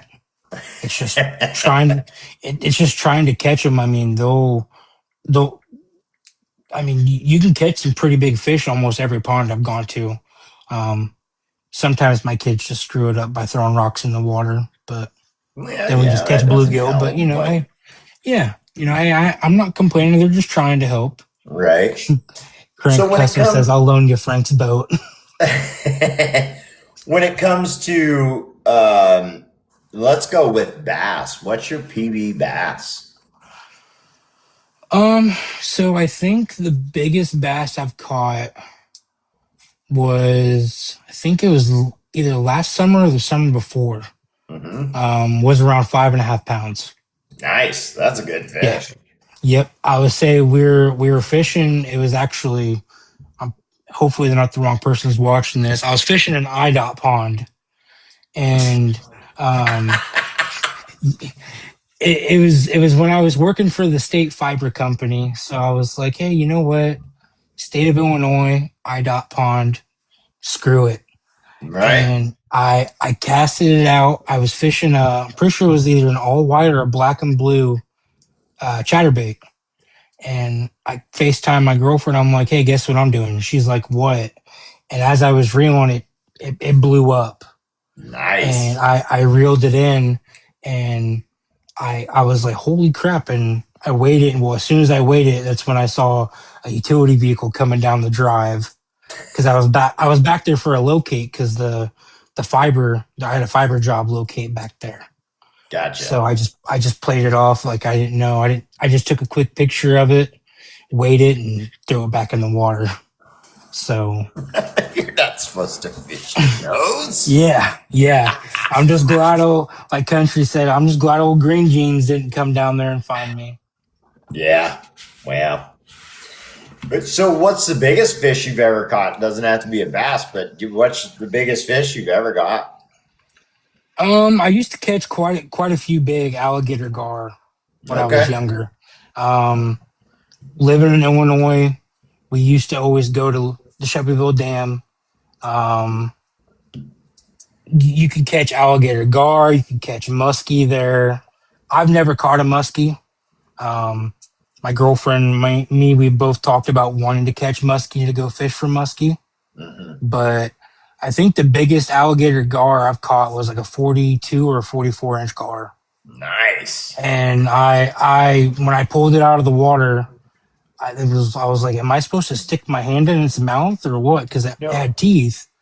So my friends were screwing with me and were like, oh yeah, put your hand in its mouth. I'm like, oh okay. So I did, and that's when it chomped down on my hand. Oh no. And yeah, so that was a whole bad deal. But Yeah. after that, I learned to put it on the ground because I didn't have needle nose pliers then. So I Right. just would put it on the ground on its side. My buddies would like kind of put their foot on its head so it wouldn't flop up. And I'd slowly pull the hook out of its mouth, and then we'd put our hand on its mouth and we'd put it back in the water. So I got a picture one day from somebody, and they had caught a fish. I'm trying to think who it was. It was nobody on here, but anyway, they had caught a fish, and they had it, thumbed in the mouth, and they're showing it to me, and I message them as fast as I can because they're new to fishing, and I'm like, "Get your hand out of its mouth!" And it was Some people call them different things, but like a dogfish, Oh, right? yep. And those things got some nasty teeth. Hmm. And I sent him that message real fast. I'm like, don't pick it up like that. And next thing I got was a picture, and his thumb it's just running down his arm. He's like, I didn't know it had big teeth like that. I'm like, yeah, well, I bet you don't do it twice. And if you do, Yeah. that's your fault. First time my dad ever took me walleye fishing, I learned the lesson not to put my hand in a walleye's mouth Yep. because I pulled it out because it was when he had a boat when I was younger. I boat flipped it, it wasn't a big walleye or anything. Well, I grabbed it and I put my hand in his mouth, and my dad was like, "Don't," and that's when it bit down, and I realized I was like, "Yep, I screwed up." Yeah. So he got a picture of my hand in its mouth, and he was like, "All right, now hold your hand up with the fish."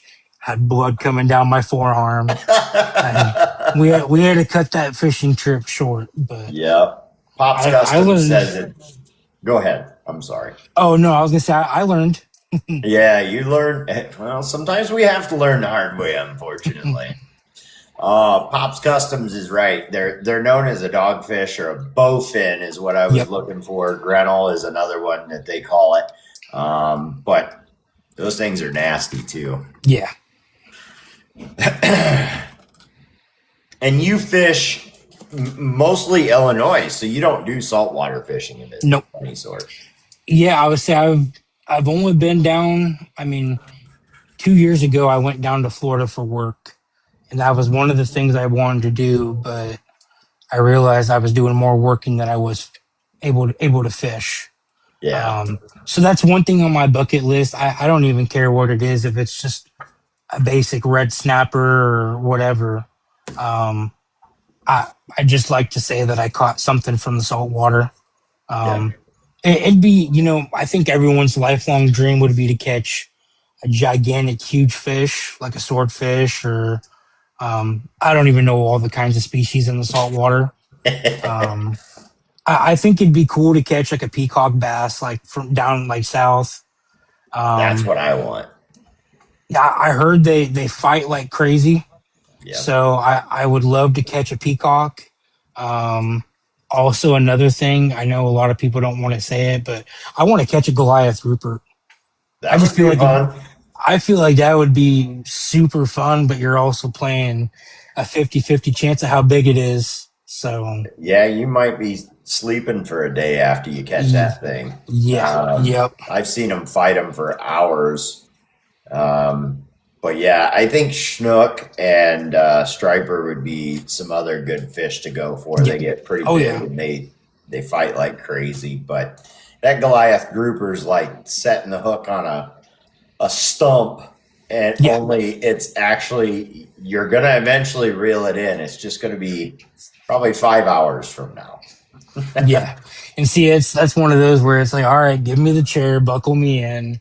Like, I'm not wanting to sit here and heaving and hoeing forever. It seems like. Hey, I seen it was a video. It was some strongmen. You know how they have the strongmen competitions, but it was two or three of them, and the deal was is that they were going to hook a Goliath grouper, and when they did, the drag had to be all the way tight, no give, and the Oh, pole could not jeez. touch the boat. And you should have seen these guys. None of them succeeded. I mean, that thing will it'll drag a boat around, let alone a Hmm. man. It doesn't matter how strong you think you are. Right. But Yeah, there's some pretty big fish out there. I mean, yeah, I'd be perfectly fine just to catch something that's like this, and it's from the Pacific Ocean or wherever. I'm be like, you know what? Hey, mission accomplished. that's right. That's right. We're going to give you another letter to this code, and that letter is going to be S. The letter S.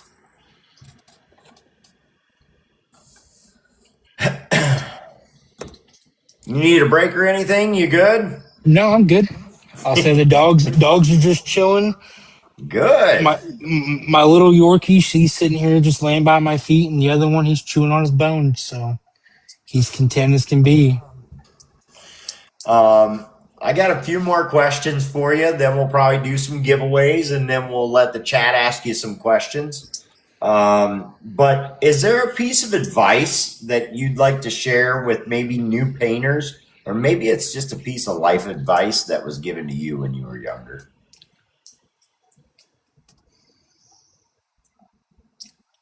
Don't get too discouraged.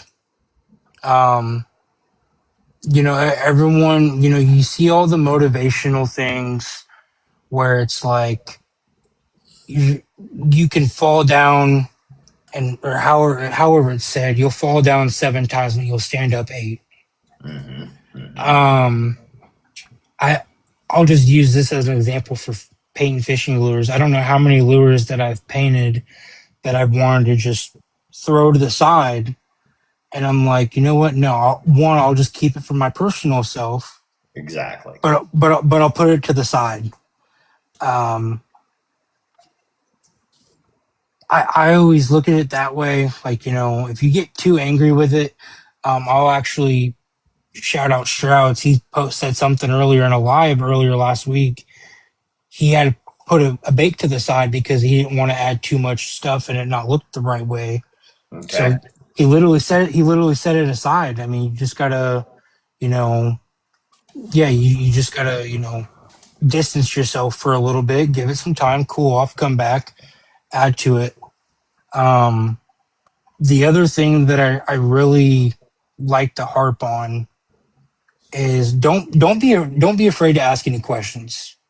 Yes. The wrong question is the question that you don't ask. Um, and that could be literally for any possible thing.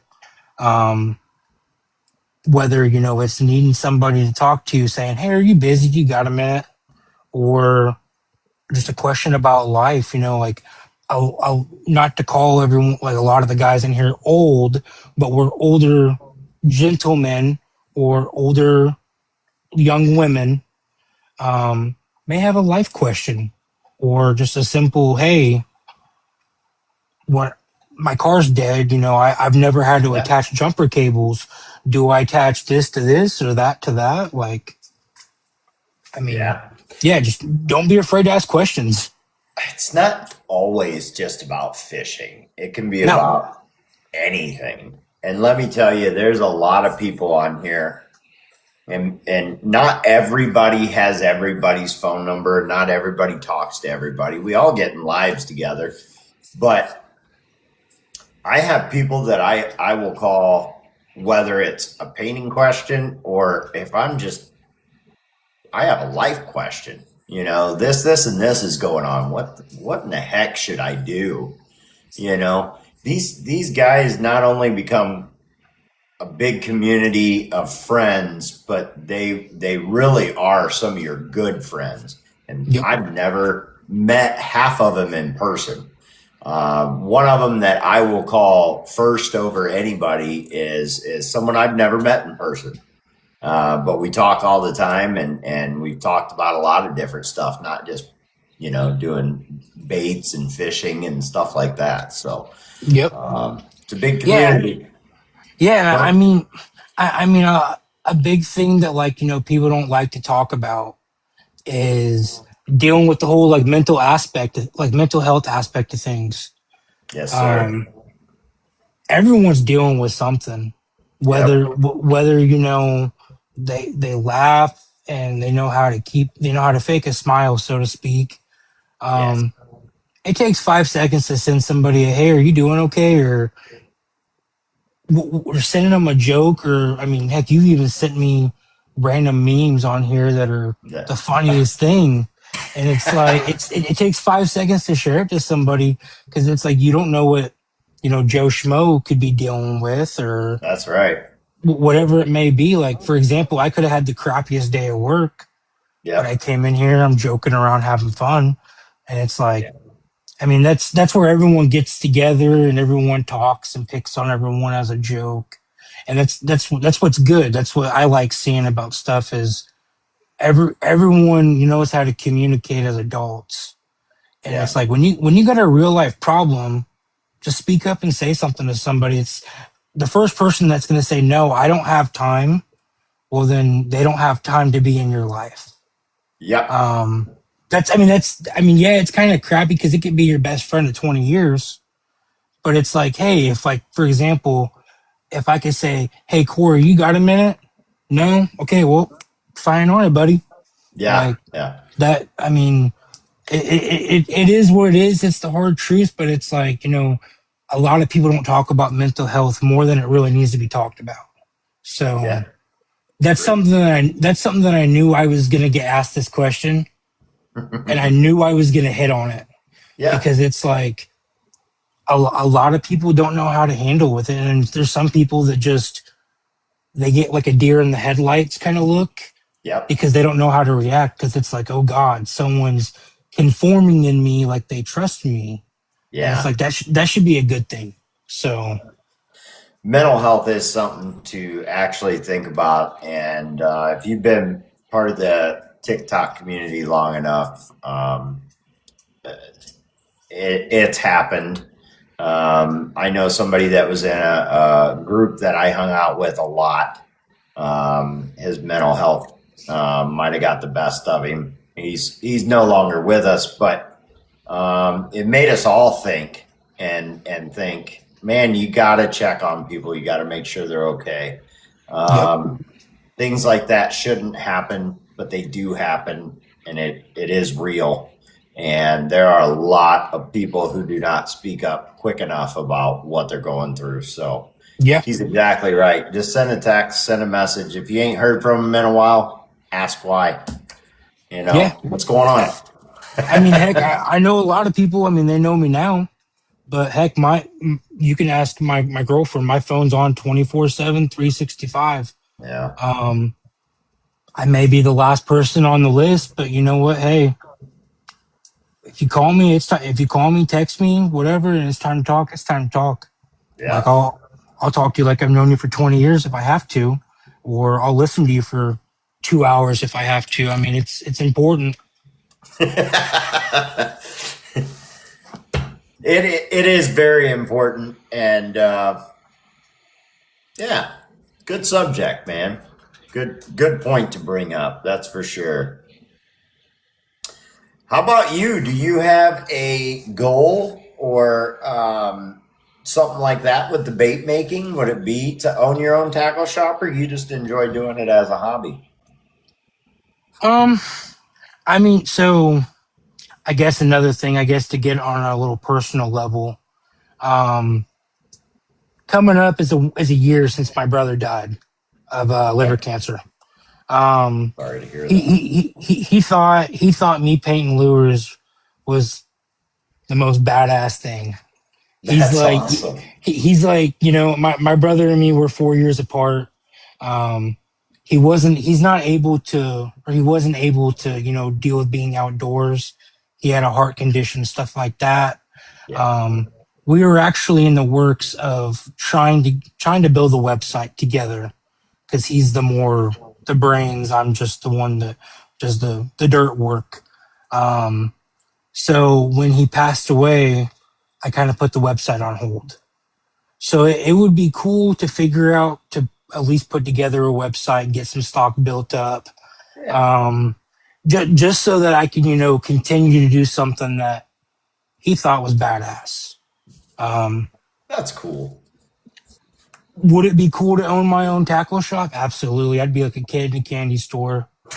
Um, You wouldn't I, make any money, would you? no, I would, I'd have to put signs everywhere to say viewing only.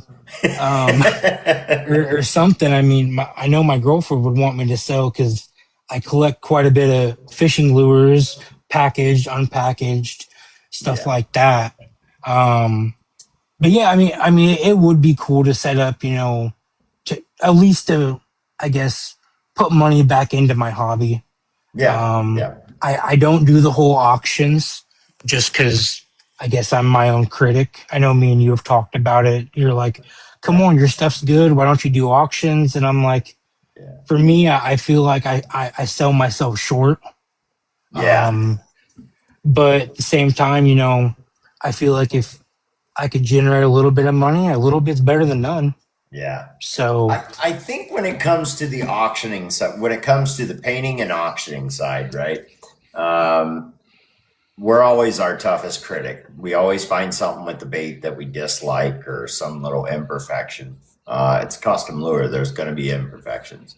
yep, Um, and then when it comes to the auctioning side, I think the auctions are like the first time you ever did a live, right? You kept dancing around the idea of doing a live, and finally you're like, you know what? I'm just going to do it. yep, Auctions are a lot like that. And at first, it's a little tough to price your own bait, right? You price your own stuff, and that's what it starts at. And then people will pay up to whatever they think it's worth to yep, them.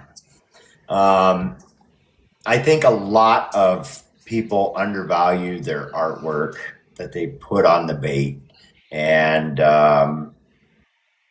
I think a good starting price for baits when it comes to an auction site is around that 16 to 18 mark and then go up from there. I truly believe that they should start right in that 20 area. But yep, to be fair and to get your artwork out there and to make yourself and the buyer feel like they're getting a deal, I like to start right in that $16 yep, area.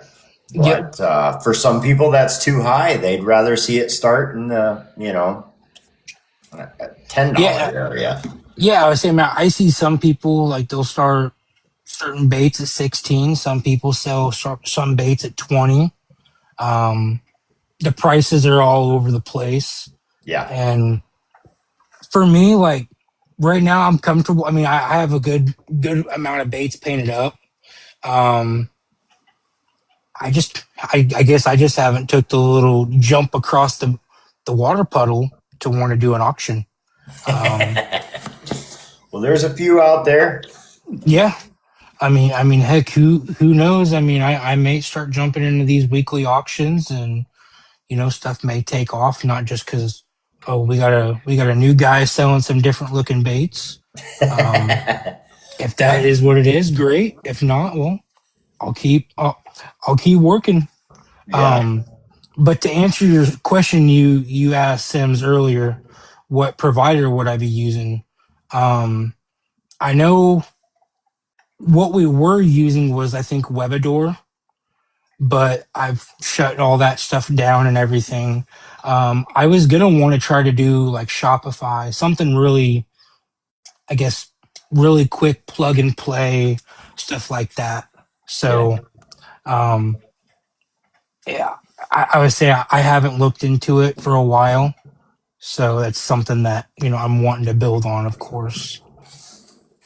But yeah, exactly like what Clark's Hill Custom Lures, like Frank says, we don't want to kill the market by underpricing custom painted lures because I That's mean it's like right. you're putting yourself out for your artwork, you're putting your name behind it.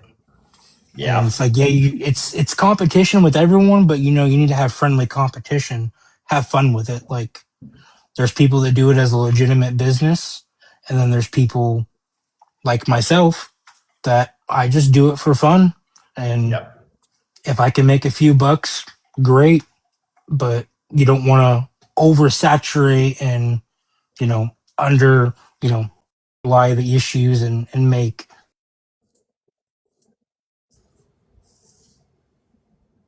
Oh, did we freeze up? you don't want to add more holes to the boat, so to speak. Yes, sir. Now we're back. I'm not sure if it froze up for you, but it froze up for me. Oh no, I Um, didn't. I was say I saw your head moving, so I caught the last of it, what you it, were saying. Sometimes I do have trouble with my internet. Hopefully, I'm not right now. That's the first time it happened. But yeah, there are a few people who do websites of their own. So you may mhm, want to pick some of their brains, and they may give you a pretty simple fix to get you, going pretty quick as far as a website's yep. concerned. So. Okay, cool. We're going to give out the last letter of the code, and then we are going to go on to the giveaways, and we're going to let the chat ask you some questions. And I think they may have a few down there. If they don't, we always have more. But the last letter is going to be H. The last letter is H. And that will be all of them for that code. So the way we do the giveaways is we already have a random number selected for Skeeters giveaway. We already have a random number selected for the Pretty Lures giveaway.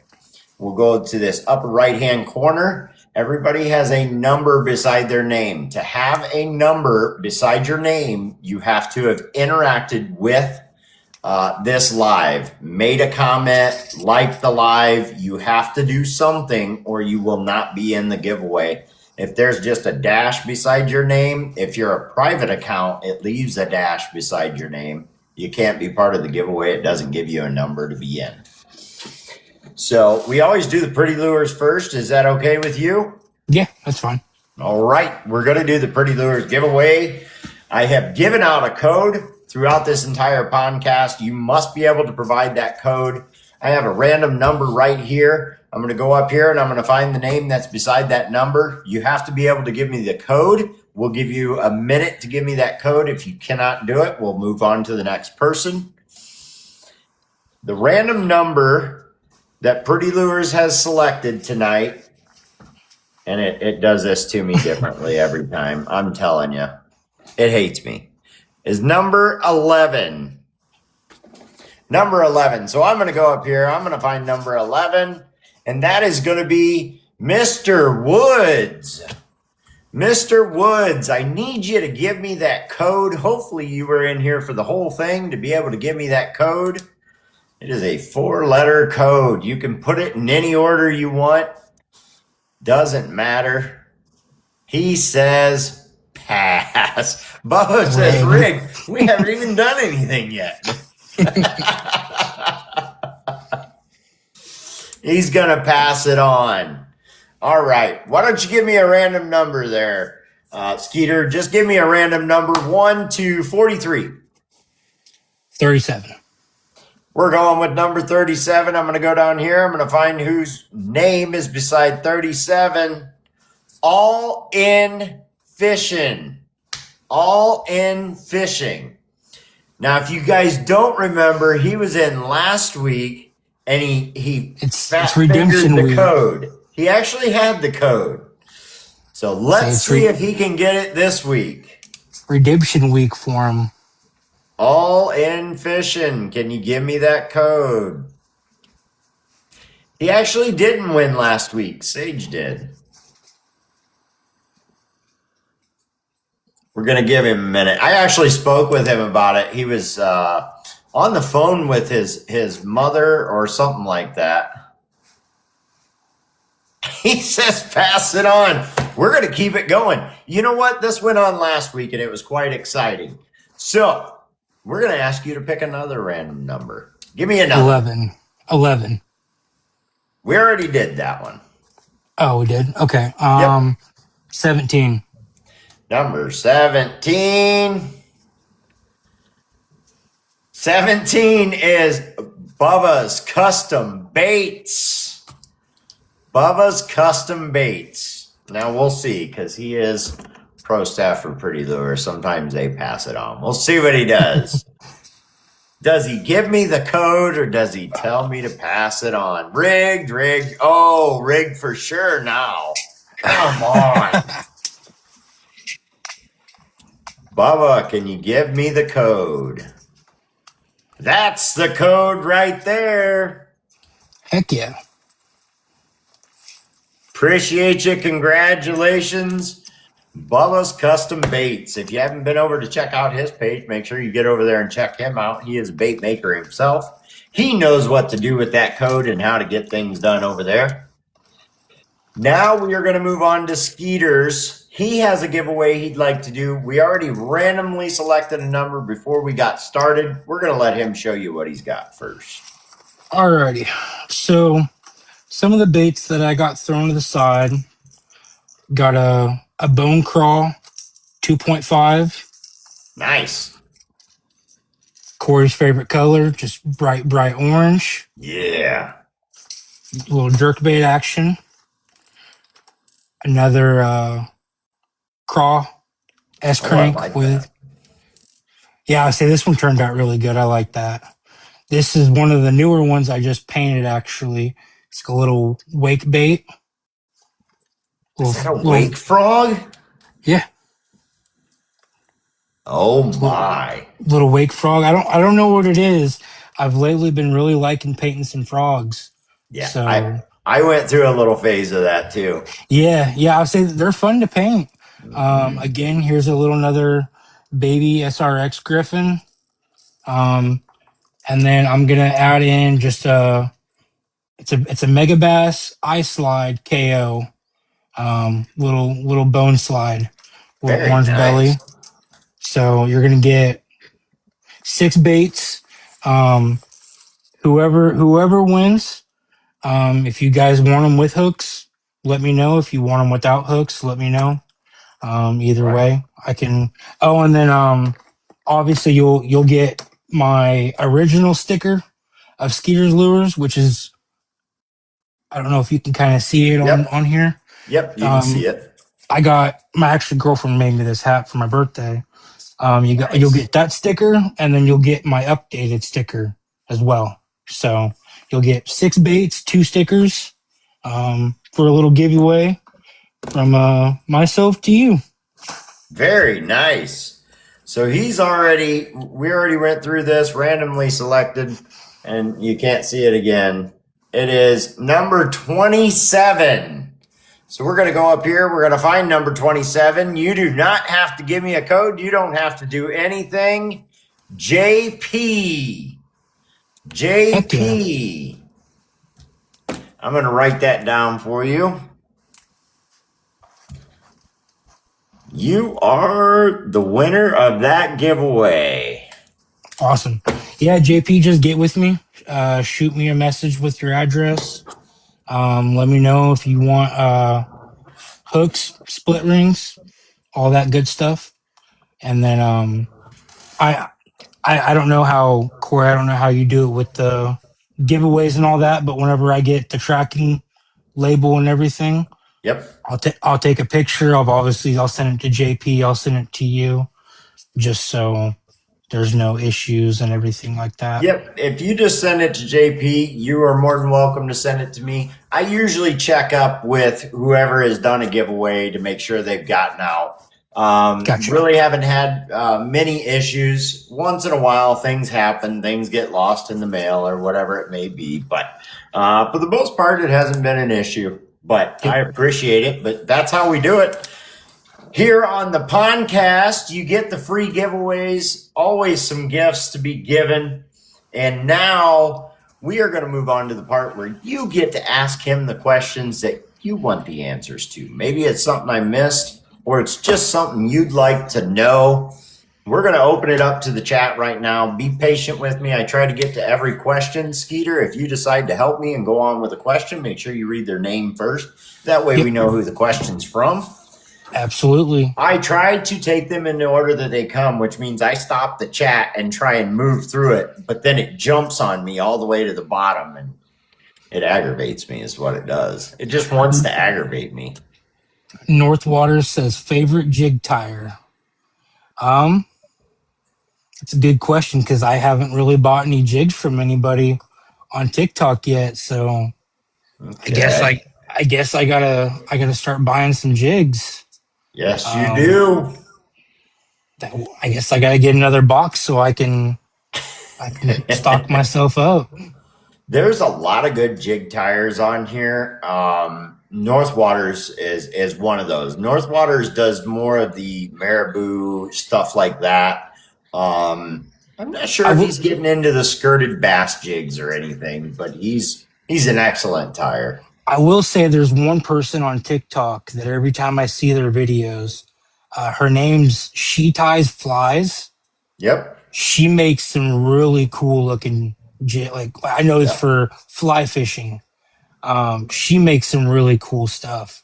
I always like see her videos and I'm like I messaged her once. She made like a frog tie. And Yeah. I was like I asked if I could like get one custom made Never got a response back, but I just thought it'd be cool to have one. Yeah. And then Legacy was on here just last week. They do that as well. They do the bass jigs and also chatterbaits. Chatterbaits one Yep. of my favorite baits to throw. So just a bladed jig. I love that name, and I need to start using it like that more. That thing is a jig. It's I love bladed jigs. I like fishing them like a jig. I have caught Yeah. some monster bass using them that way. Yeah, I would say that's, I mean, I used to when I first started fishing them, I'd burn it, but Yep. now I'll let it sink to the bottom and I'll do the pop, pop, skip, reel, Yep. reel. I just mess with it. Why And my not? Kayla, she's in the live. She'll look at me across the pond. She's like, "What the heck are you doing?" And it's like I'm over there, just looks like I'm playing the drums almost. Like I'm just having I'm fun. having fun. What are you Yeah, doing? yeah. It's like, come on, outfish me.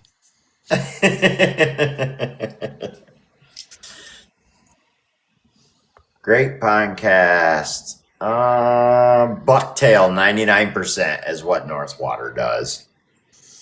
I'll have to get some jigs from you.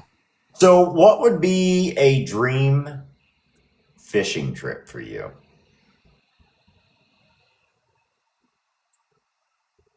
I'd like to go fish in Alaska. That'd be cool. Okay.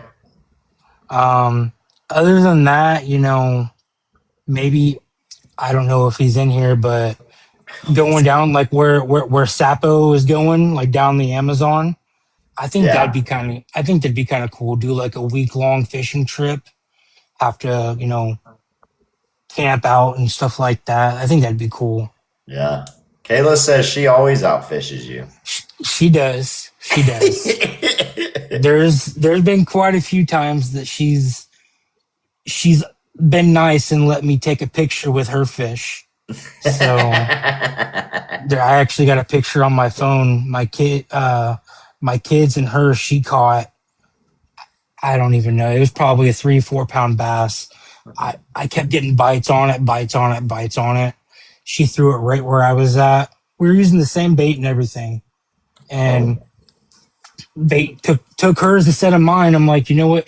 Can I at least take a picture with it? Like,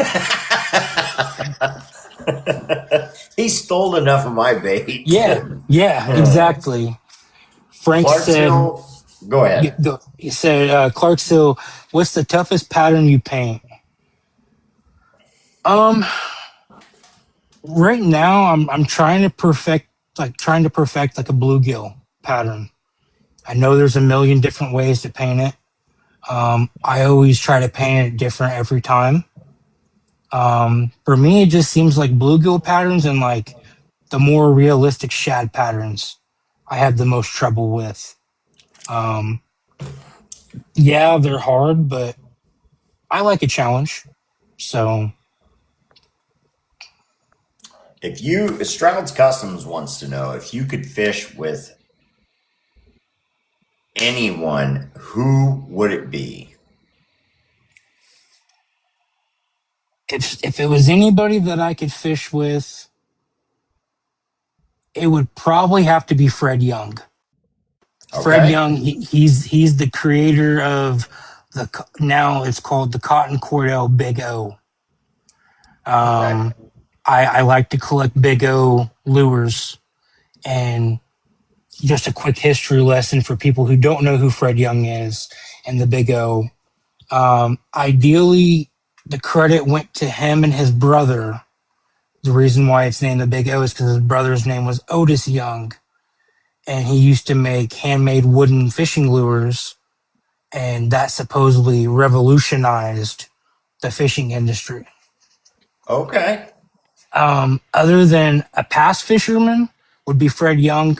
Living fisherman, I think Bill Dance. I think he'd be a hoot to fish with. He would have to be. Yeah, yeah. I feel like he'd be that'd be a good time.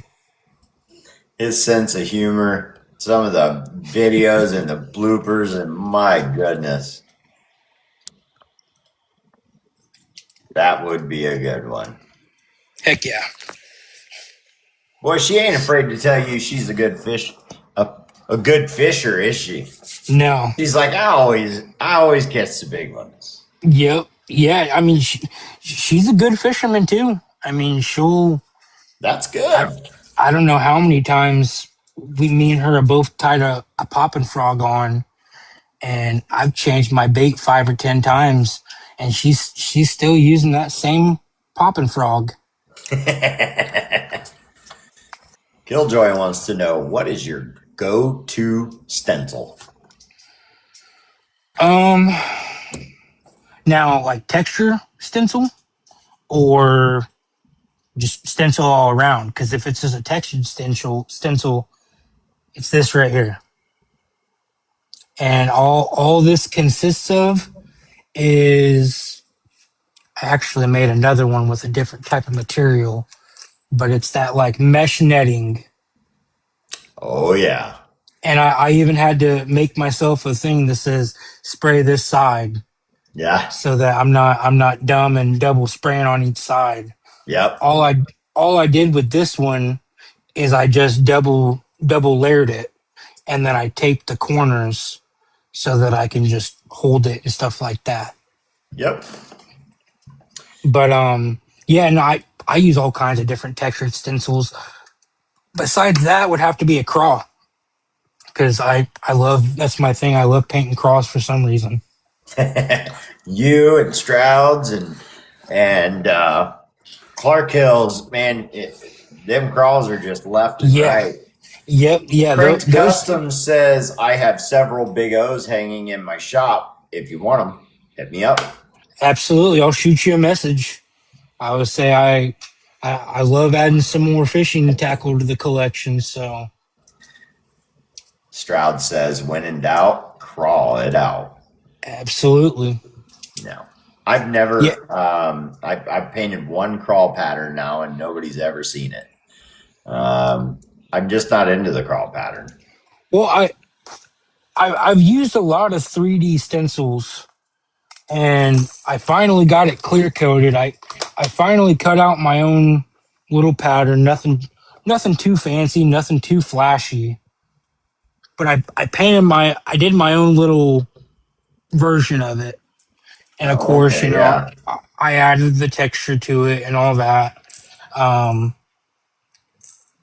I just think they're fun to paint.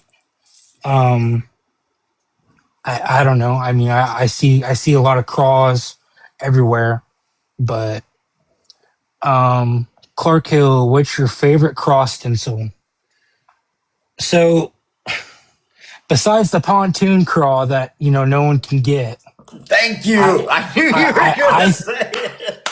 I think that cross stencil is literally the coolest thing ever. Um, I I really like, and this stencil's from CJ Custom Stencils, Yep. but it's the Dive 55.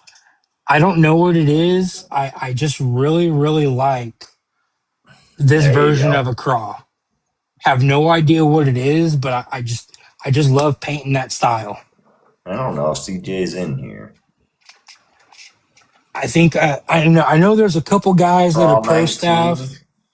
Yeah, yep, it's the Craw 19. Look at that. Look at that. Yeah, I have them. I have that stencil in a 1.5, 2.5, a Griffin, a Fritz side.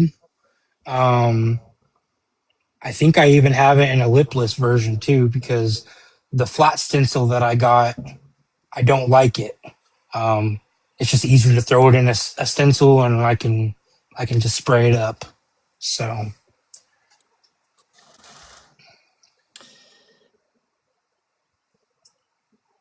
yeah, and I mean not to shout out CJ's, but I know there's a lot of people that have got stencils from them. Oh yeah. Um, I have some. I But I was I know I was probably one of the few people in the very beginning. I was sending him messages of some different patterns, and he would make me. I got some wiggle wart patterns, some bandit patterns for some yep. bandit crankbaits that he's made me, and I'm like, you know what, you got a customer for life because him and Josh and Corey, they have a really good customer service base, Yeah. and they're all around great people. I like them. So They're good people. They're super busy. So if you are yes, somebody who is going to order from them, realize that they are busy and yep, they are trying to get to your order.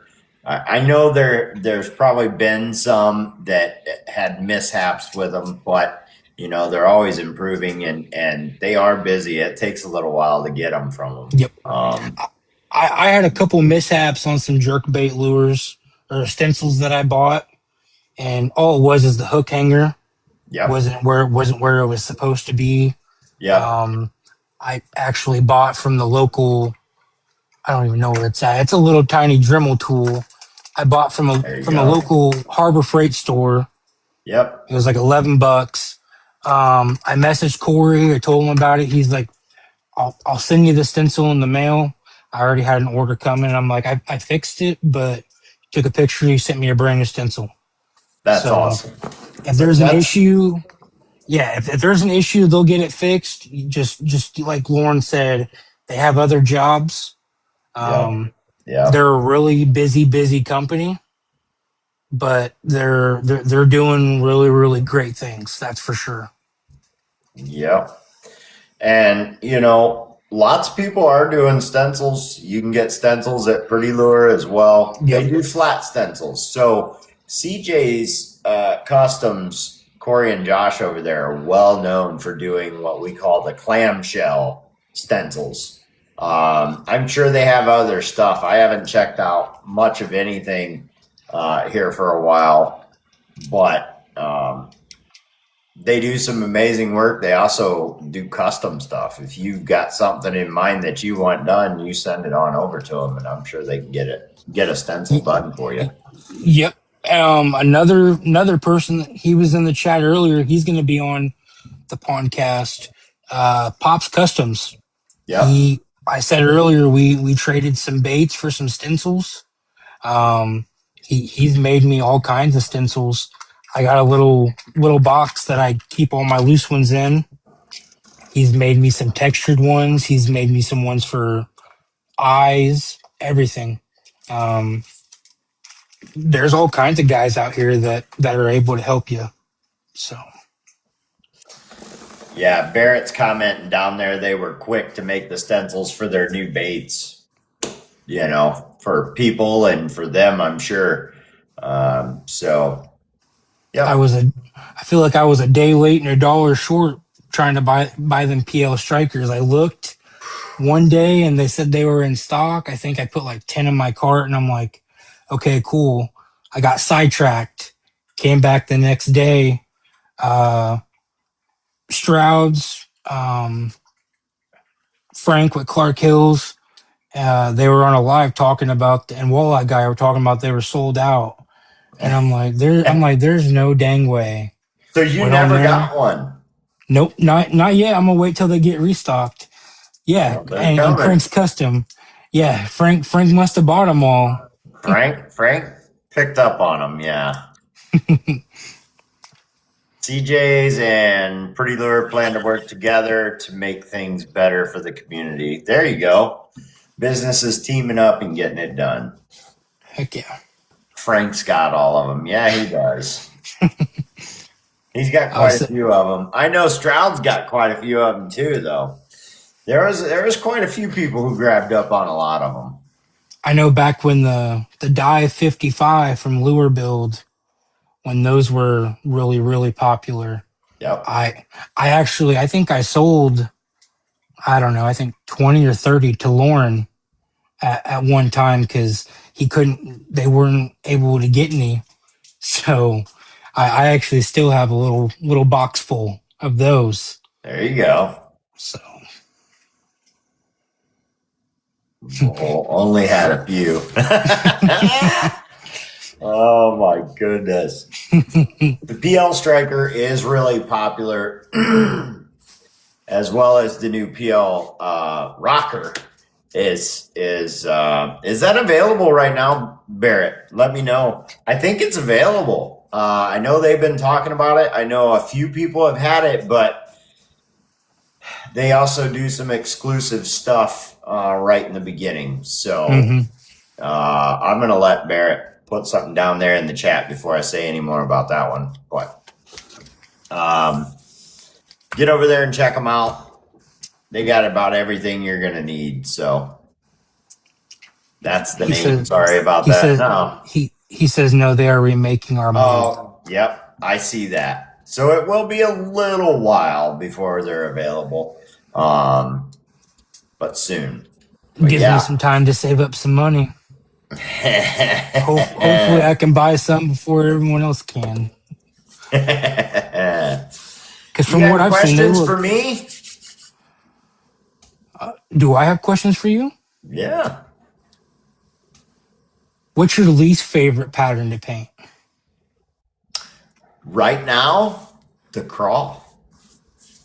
To be honest with you, it seems like everything's crawl, crawl, crawl, crawl, crawl. And Yep. I picked it up and I painted one crawl. I have it sitting right over here. It was the first one I ever painted, and it's like all that I'm seeing right now. So I haven't even showed it to anybody. So right now, it would be the crawl would be my least favorite pattern. Other than that, I really don't have a pattern that I dislike. Yeah. I kind of go through phases, and I think everybody else does too. And it seems like people get on a phase and they're making tons of them, tons of them, tons of them. And I think that's where I go with it. When that pattern's being done a lot, that's my least favorite pattern right then. Just Yeah. because I don't know, I just like to be the opposite, I guess. For me, I don't know. I think the crawls are like my comfort zone. Yeah. There's a lot of people who are really good at crawls, and I've heard some people and seen them say it down here where they're not really good at the crawl. Um, I'm not great at it, and the type of crawl pattern that I did was not even stenciled, and it's very dark and it's just on the belly of a bait. It was kind of a mix bait. So I took this bait and I was trying some taping patterns and stuff like that. So the only part that has a crawl pattern is just right there on the belly, and that was just a taping. Hmm. The rest of it is kind of a mismatch of different types of stuff that I just wanted to try on a bait. Yeah. See, Um, I used to not ever paint the belly lines on my crawls when I would paint them, but then I started seeing more and more people do it and give it a reasoning behind it, mhm. and I'm just like, okay, whatever, I'll do it. Yeah, I tried to And do the crawl pattern up the side of this bait, and it didn't match all the way around. yep, Which here's that picky thing again. It wasn't that far off, but it wasn't how I wanted it. So I yep, ended up repainting the sides and covering over some of the crawl pattern. But I did leave it right there on the belly. And that's the only part that really has the crawl pattern anymore. it looks good. Thanks. Yeah, like with the one that I hand painted, I actually, not gonna lie, I covered it up black on the back. But what I actually did is where all these lines came up, I put a little red or a little black dot on the top so I knew where to line them all up at. I mean, Mm-hmm. I knew I was gonna paint this for myself just Yep. because this is the first build that like I've even painted. So I was like, you know what? If I mess up the clear coat, I mess it up. It's gonna go up above my paint booth anyways. So now I just get to look at it. I have that one, and then I have the first lure I've ever painted, Let's see that which thing. That's it. And it's orange? yep, I I knew didn't we even were sign it. friends. I knew we were All friends. I would say I bought some of these stencils off the Zon, and they're like these really. I'm not gonna lie, they're these really crappy plastic ones, Yep. and I threw it on there, and I'm like, you know what? Screw it, let's go with it. And I Yeah. grabbed. I think I only had like 3 or 4 colors at the time. I had white, black, orange, and I don't even remember else. I mixed the white and the black to make the gray for the back. and there we go. So Perfect. I got a box of lures, but that's my very very first one, and I'll never sell it because I mean it's my first lure. Yeah. A lot of people do. I did. Just because people want them so bad. But yeah. Yep, Barrett says the rocker has belly lines on it. So that's the one that's coming out yet. cool. The rocker. What do we got? Wait till you see the frog fingers. I've seen it. Crank Custom has frog fingers. Yeah, The I frog seen fingers that. are awesome. I did see it. He's he was saying the other night on Frank's live that he's taking pre-orders too for it. Is he? He's taking pre-orders for the frog fingers. There you go. You haven't seen him cranked, you better have it up on your page. Go over and look at Crank's page. I believe he does, and you can see those frog fingers on there. Stroud is covering his face.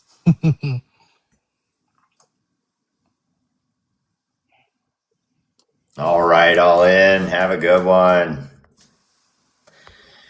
Well, I think that's about it. Is there anything we missed, guys? Anything else you want to talk about?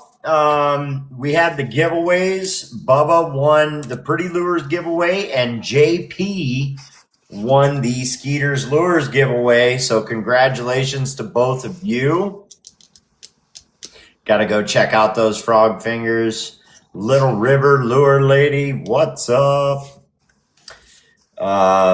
We have had a lot of people on the podcast. Little River Lure Ladies, one of them. Bubba's Customs, TRS, and Swamp Rooster. And guys, let me tell you, I can't list them all because after tonight, that is 33 different people. I can't list all those. Go over to my YT page, The Podcast 2025. All the episodes get posted up there. I don't cut. I don't edit. You get to see it from the time it starts to the time it ends. Trust me, you can go over there and watch them, but you'd rather be right here live.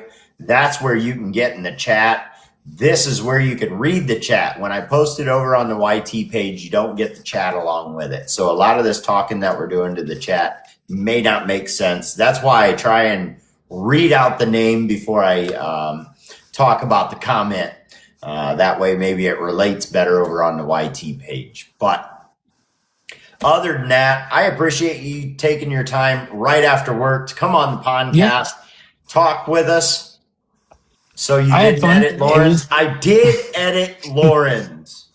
Lauren's is the only one that's edited over there. That is the only one.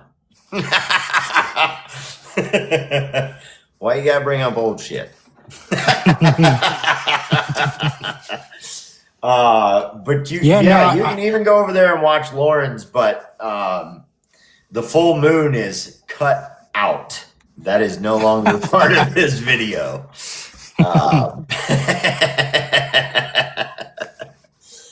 Awesome job. Thank you so much, Skeeters. Make sure you get yourself something to eat. I know you haven't even eaten yet. You came straight over here after work to hang out with us and tell us all about what you do and how you do it.